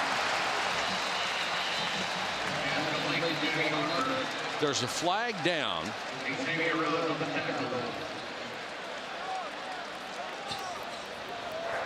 Before the snap, false start, number 7 of the offense. 5-yard penalty, 3rd down. If you're Clemson, that's actually a big break. Instead of having to punt, even though it's 3rd and 15, at least it's 3rd down instead of 4th.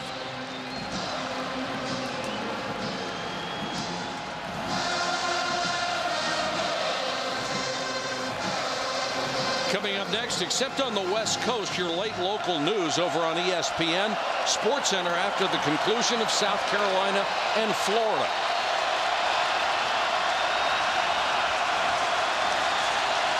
Third down, 15, 8:04 on the game clock.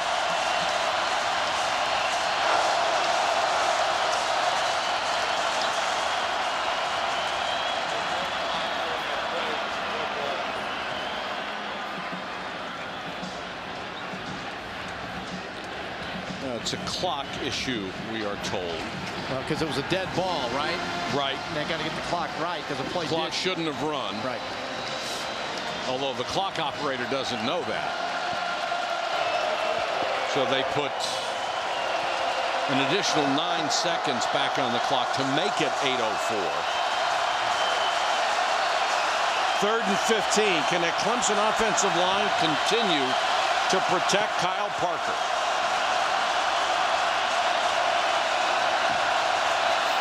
Movement up front, they'll blow this one dead. False start on the offense. 5-yard penalty. 3rd down.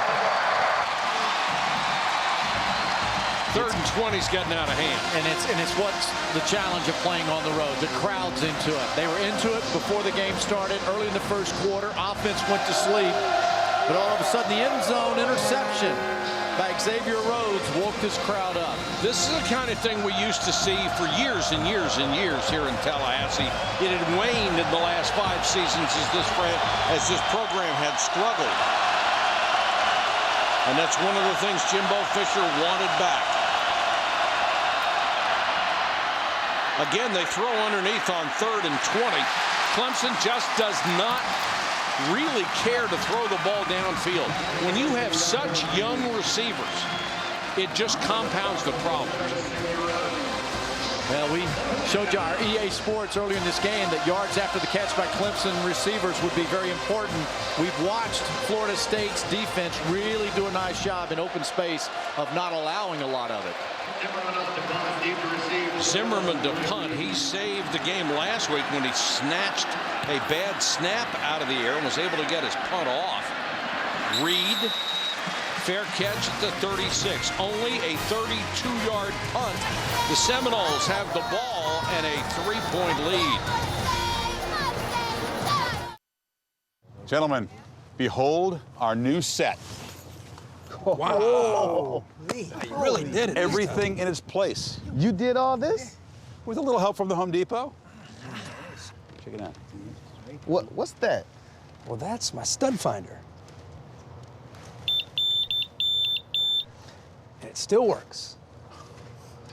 ESPN College Game Day, built by the Home Depot. Saturdays at 9 a.m. on ESPNU. Continues at 10 a.m. on ESPN. Guys, it's a little early for company. Can I get you some eggs, oatmeal, anything? What do you think, guys? Eggs or oatmeal? I'm watching my cholesterol, so I'm going with oatmeal. You guys are crazy. Flexibility is key. I'm going with eggs. Scramble, maybe sunny side, or even a frittata. Scramble? Have you guys seen Phillip Rivers scramble? It's got to be oatmeal. Hey, I don't go for any of this West Coast stuff. Brats and cheese, maybe a little sauerkraut on the side. People.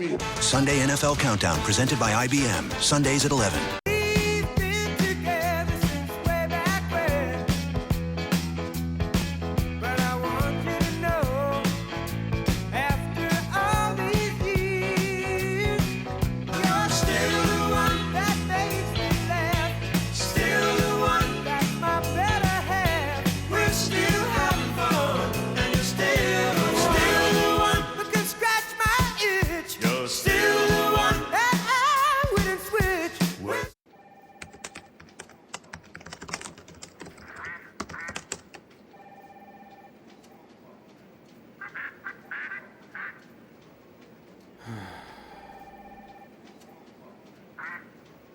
Monday, done with work, but it hasn't been a cakewalk. First, you stuck your foot in your mouth. Big day.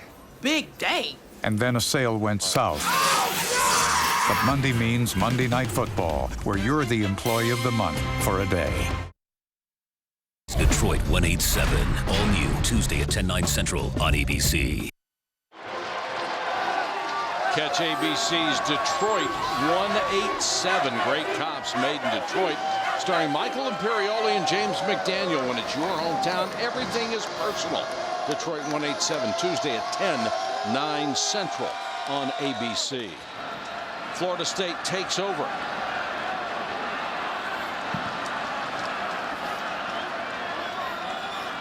E.J. Manuel, the backup quarterback, has gone the entire way.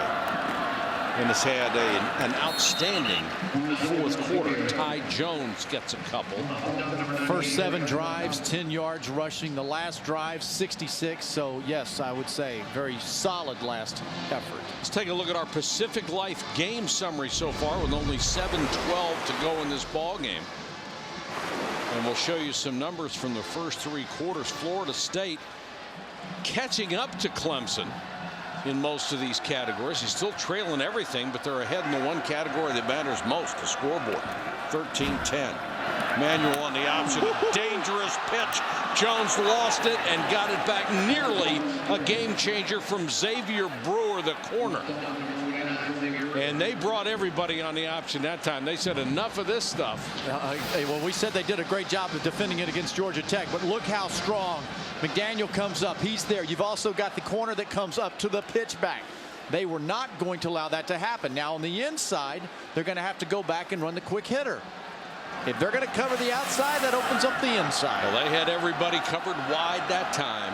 3rd and 15. The clock running. Quarterback draw. Manuel shakes a tackle. Manuel still on his feet.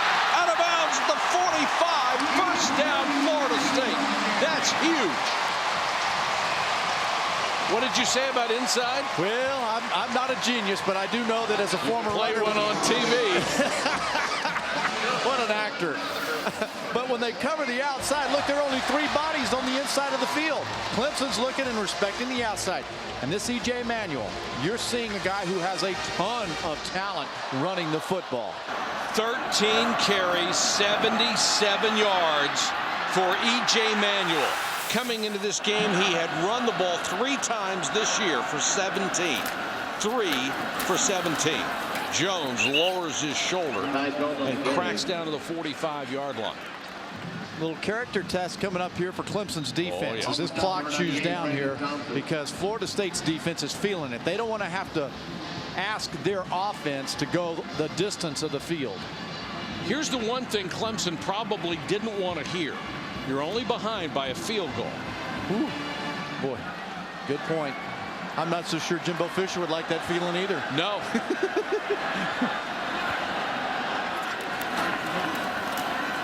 Manuel straight back to throw. Has time. Goes deep. Smith.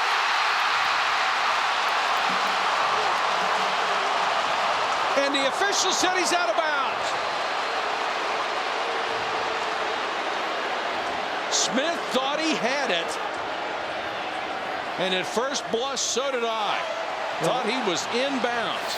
Unless it's an impersonator that borrowed the jersey, field judge Billy Beckett is back out there, and this ball looked like it was a catch.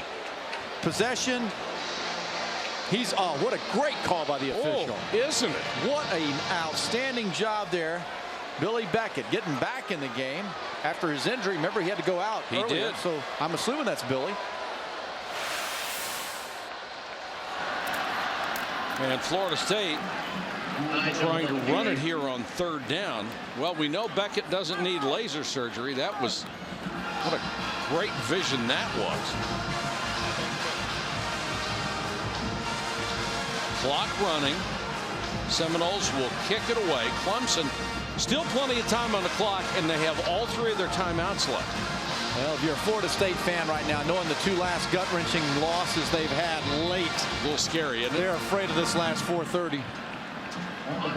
But if that's a catch, 2 inches to the inside, and they're down at the 10-yard line with a fresh set of downs.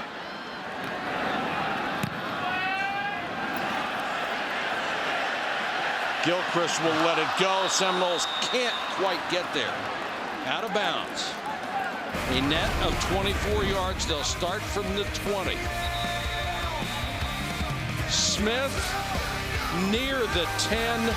Almost made the catch on an almost perfect throw.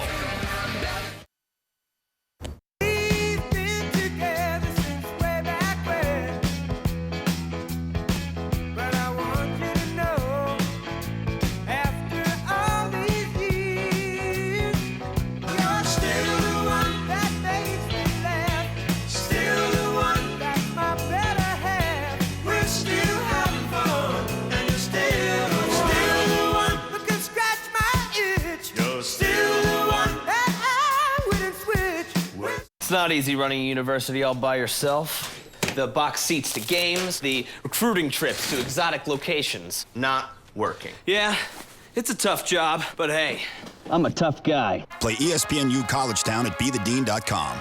Jesse, you see the top 25. You look fat in 3D. Oh, you mean fat with a PH? Nope. Contact your video provider or visit ESPN.com/3D. Your source for the best gridiron coverage is College Football Live. Our team is on the pulse of the game, bringing you analysis. If they lose this game, they're definitely out of the national championship talk. Breaking news, highlights, and big game predictions. I'm going Big Red, baby. Plus, we go deep for exclusive interviews. The secret is out, my friend. And unique features that will keep you wanting more. Let's go, guys. Come on. College Football Live, weekdays at 4 on ESPNU. There were 3 moments in Colin Cowherd's life that created his voice. His persuasiveness developed after the famous ice cream turkey sandwich trade of 1982. If we're talking proteins and nutrients, I'm the one losing. His subversive rage stems from getting cut from the JV gymnastics team. Can't believe it. And fact-based opinions were honed in the high school debate club. And that's why any animal you can't feed after midnight or get wet is a terrible pet. Hear the voice of Colin Cowherd, only on ESPN Radio. We invite you to stay tuned for the Ford wrap-up after the game. Log on to bcstailgate.com for your chance to win the ultimate tailgate F-150. Series of the game right here. Clemson will start from its own 20.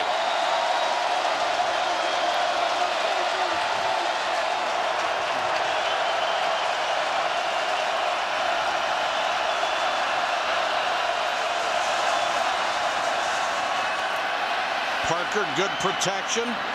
Throws complete to Hopkins. DeAndre Hopkins across midfield to the Florida State 48, a gain of 32. Kyle Parker has plenty of time to allow this late ball to get down the field. True freshman DeAndre Hopkins picking up the explosiveness that they're missing from DeAndre Ellington, the running back.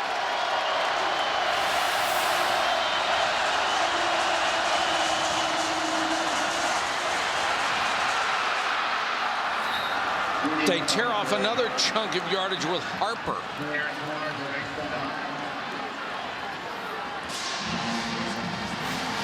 Well, Harper just continues to take it to this Florida State defensive line. And I'll tell you what, when you look right here, like there's 2 there, he's got to get right here. They're just not being responsible and sound as Mark Stoops' defense normally is. Parker, pump fake, chased. Throws on the run for the end zone. Incomplete. Boy, that was close. Intended for McNeil. And Nick Moody, the safety, was there. I want to remind you that this Florida State defense leads the country in sacks. Tonight they have 0. And that's because this Clemson offensive line is just doing a great job up front of controlling the 4.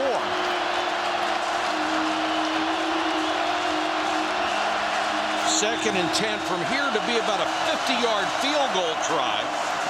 And they're having trouble making chip shots. Janine, what do you have? Well, Mike, and just as Craig was saying about the great play of the Clemson offensive line, you know, Kyle Parker seems to have a great relationship with his guys. After he came off the field after the last series, and let's face it, he's had some frustrating drives, he went to each and every guy on the O-line and told them to pick their head up and stay focused. And then he went over to his running backs and spoke to them each individually. Say, guys, just keep doing your job. He was like a skilled politician, I'll tell you, and his team really responds to him. Well, they need to respond now because it's clutch time. 3rd and 5.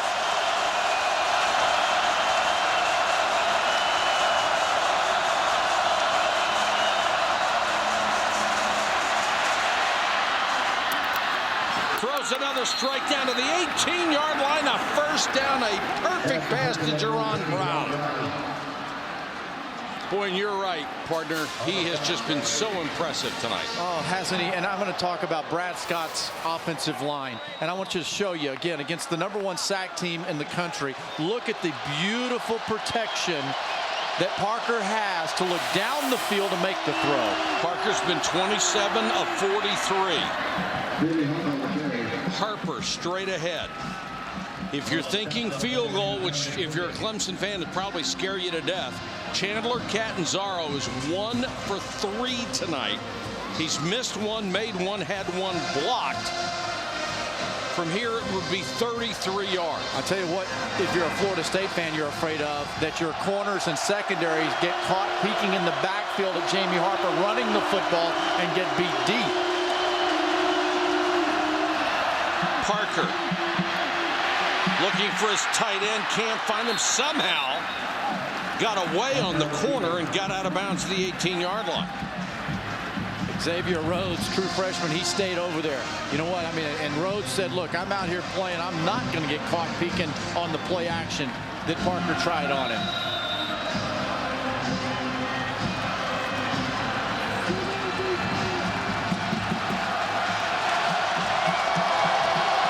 Another huge third down. Parker has Harper on his right. Four-man rush, pressure coming. Throws over the middle. He's got it complete to Brown. Going to be about 3 yards short. Boy, but Catanzaro has missed 2 out of 3 tonight. Missed one, had one blocked, and connected from 22, which is basically an extra point. He is 8 out of 15 for the year. He missed a field goal at Auburn from 32 yards. He missed a big field goal against Boston College. This would be from 29. Well, I like the idea, if you're going to kick it here, that you bleed the clock to less time for Florida State if you make it for them to go down the field. But you got to kick it. You got to have confidence in the man. And Janine was telling us that Dabo, he kept the records this week, and it was what, 30 or 30 of 31 in practice, and you got to have confidence. Every Sunday, catch the BCS Countdown Show for the exclusive unveiling of the new BCS rankings. Find out who's in the driver's seat and who's poised to be this year's BCS Buster. The BCS Countdown Show presented by Vizio. Tomorrow at 8:15 Eastern on ESPN. It continues at 9 on ESPNU. Let's take a look at this week's BCS standings brought to you by Discover. You don't see an L on there anywhere. No, but you know what you see, Mike? You see 49-31 points given up. You see 40-28 points given up by TCU. What we're going to see tomorrow, Stanford slipping by Arizona State. You're going to hear a lot of folks bellowing about, move me up. Why aren't I up there? And those folks I'm talking about are out west, called Boise State. Catanzaro kicked the last one low and had it blocked. Yeah, it's style point time now, isn't it? Yeah, amen.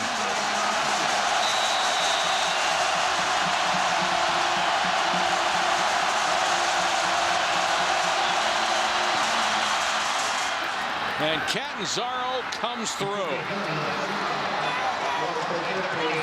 And his teammates all over him. And he's tied it at 13 with 53 seconds to go. Boy, you got to feel happy for him. So much pressure on a kicker. Watch how he keeps his head down, though. He stays focused. He has good technique, great lift on the ball. And I know Dabo Swinney, you know what? He said, I'm going to have confidence in him, put him out there and kick the football. They had tried 3 guys in practice. Catanzaro, Richard Jackson, who tried a couple of last week and missed, and Spencer Benton, who had been the kickoff man. And he won the competition mid-season. He's 2 for 4 tonight and just tied it. Okay, now here's your dilemma, and you better be mindful of this at Clemson, that you're going to kick the ball off to a guy named Greg Reed. Last week against North Carolina, Reed had 7 returns for 193 yards, a record. I would not kick the ball to number 5. Well, you've also got to consider Dustin Hopkins. He's got a leg. He could make one from 55 yards. So you can't, if you kick it short and you get in a field position, you're in trouble. Well, you're in trouble at least for the next 53 seconds. Boy, these Florida State fans and this football team, the last minute of football games has been interesting. Jimbo Fisher brought his mother down tonight to watch this game. I'm not sure she wanted to see this kind of pressure. Reed waits at the 2. They kick it to him. Takes it at the 10. Lost his footing, went down at the 28.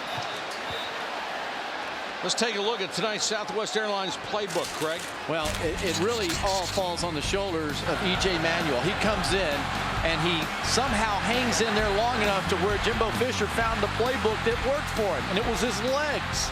E.J. Manuel started running the option, got to the outside of the perimeter. That opened up Clemson's defense to get his team back in the game. Now you've got 53 seconds left and basically a running quarterback to run your 2-minute drill. But we have seen him with the ability to throw the ball. You know, he can throw the football. He'll go to the shotgun. 50 seconds to go.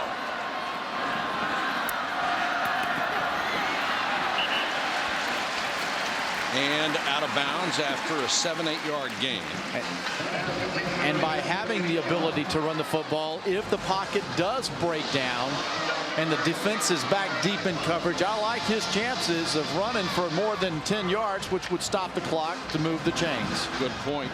First down throw to Shaw, picked up 8 and used only 5 seconds. They need about another 28 yards to give Hopkins a shot at a 52-yarder.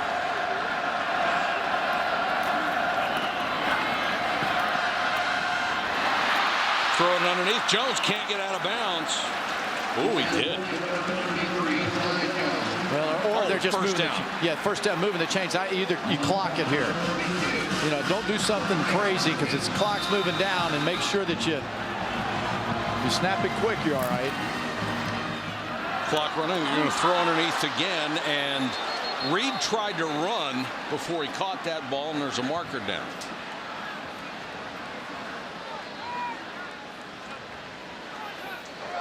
Personal foul, chop block, number 60 of the offense. It's a 15-yard penalty. Replay first down. Ryan McMahon, who was on the Remington list, with a 15-yard penalty, and that is enormous. Well, you're going to sit on the right side of your screen while engaged with Sanderson, Ronnie Sanderson, the right guard. You just can't do that. That is absolutely illegal. Now that's why I clock it, because you get in a hurry and your offensive line makes a mistake. Now if you want to advance it, you have to take a chance, and they'll go on a quarterback keeper. And right now, Florida State saying, you know, overtime's looking better and better right now. Oh, no, absolutely. And if you're Clemson, you can use your timeouts. Now, Florida State, their third and final timeout of the half. Please reset the game clock to 21 Florida State seconds. uses a timeout, which I don't understand if you're going to run a quarterback draw. But here are the standings and why this game is so big. Clemson basically would be eliminated. Technically, they would still be alive if they lose this game. Florida State in a 3-way tie with Maryland and NC State. But Maryland and NC State are in control of their own destiny. Either one of those teams wins out, they win the Atlantic Division and would play for the title. Florida State will play at Maryland next week. If they win tonight and beat Maryland, then the only team they have to worry about is NC State.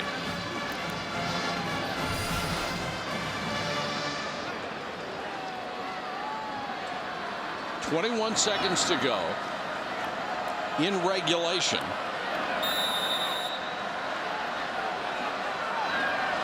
Second down and a mile.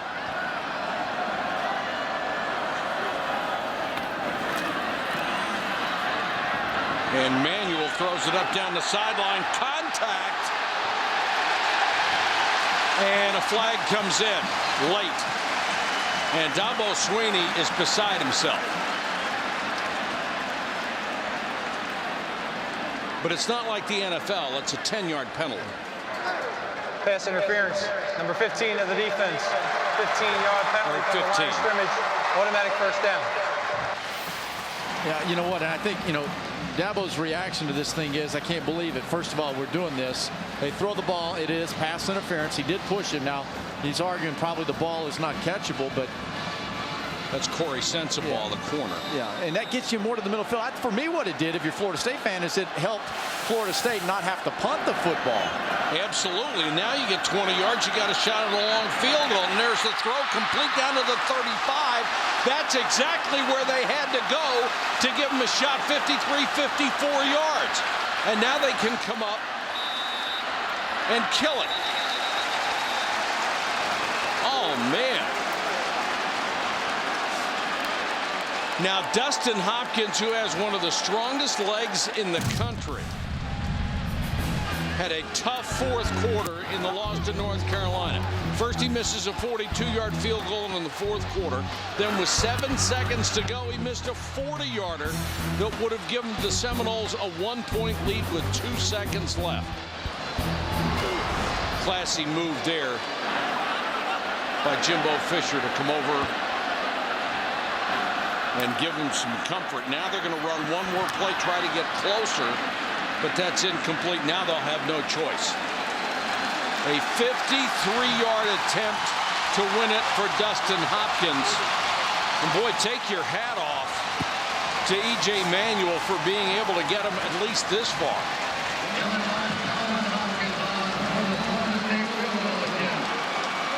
Hopkins to win it from 55. And Clemson will use a timeout. Timeout, Clemson. 30-second timeout. Wouldn't want to bet they'll use another one, would you? Freeze them just as long as you can freeze them. Now, kickers will tell you, if it's 55, you're going to have to drive it a little bit lower than you normally would to get that distance. It could be blocked. Well, that's why they've backed it up. If you'll notice, Mike, they're at 8 yards into depth, not 7, so that they can hopefully give them a little more time for that ball to elevate as it crosses the line of scrimmage. I mean, the theory being there, hey, if you can make it from 54, you can make it from 55. No doubt. And it does give the ball, the flight of the ball, a better angle to not be blocked. So this is for the game, or we go to overtime?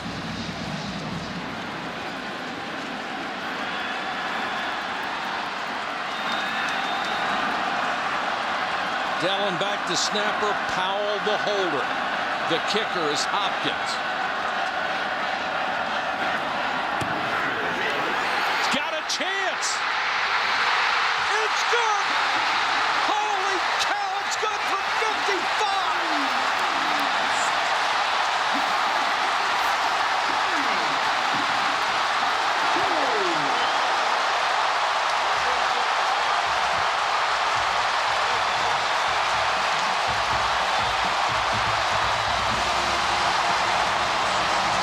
Tell you honestly, that would have been good from 65 yards.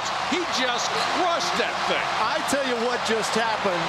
The depths of frustration from the last 2 losses just went through the foot of a kicker to the exuberance and the thrill of victory. Janine is with Jimbo Fisher. And Mike, what a moment for Jimbo Fisher racing across the field just now. What's going through your mind? You know, like we said, the good Lord he does things for reasons, and we tested this, and you know, for Dustin to get that opportunity again, and for our kids to enjoy the victory of what they just went through and how to persevere through the tough. I mean, we've lost 2 of these in a row, and to keep coming back, it says the character of our football team. And how about Dustin Hopkins after what he went through last week, and then to face a 55-yarder? I said he could kick it from 65, but I said this. I want anybody in America kicking him but Dustin. I said it last week. I'll say it every week. The kid is as good as there is. He's got character. He's a better person than he is player. And you saw that today by what he went through. And how about your quarterback? When I asked you at halftime if we might see Christian Ponder, you said very emphatically no. Where was that confidence coming from at that point? Because I knew the reasons we weren't having success. success. We were backed up. We weren't controlling the line of scrimmage. It wasn't really anything he was doing. We in offense wasn't in sync. They controlled it. And we just wasn't handling those situations. I know it was just a matter of making adjustments. Well, this was an elimination game. Yes, it was. And you guys survived it. And we're still in it. Congratulations. Yes, you are, Jimbo.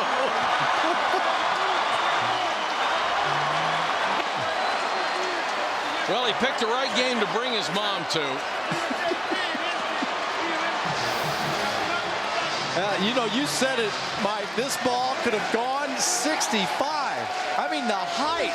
Look and at the that. time. I mean, great snap, great hold. Drilled it.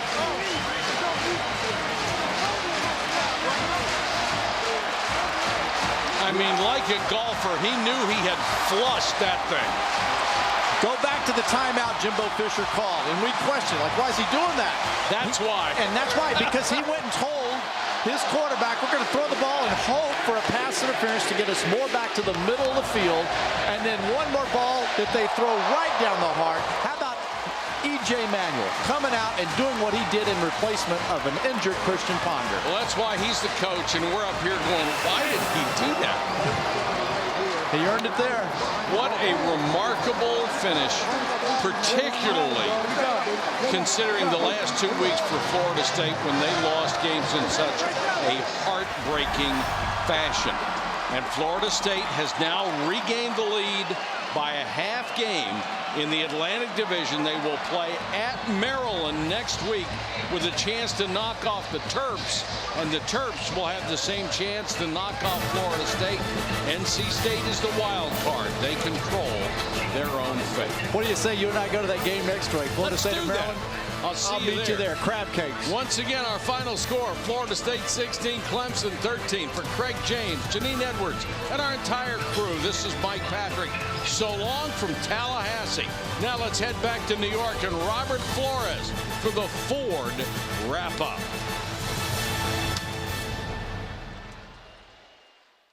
Robert, 49-31 over Georgia. Cam Newton did play. 4 TDs accounted for, 2 on the ground, 2 in the air. Auburn goes to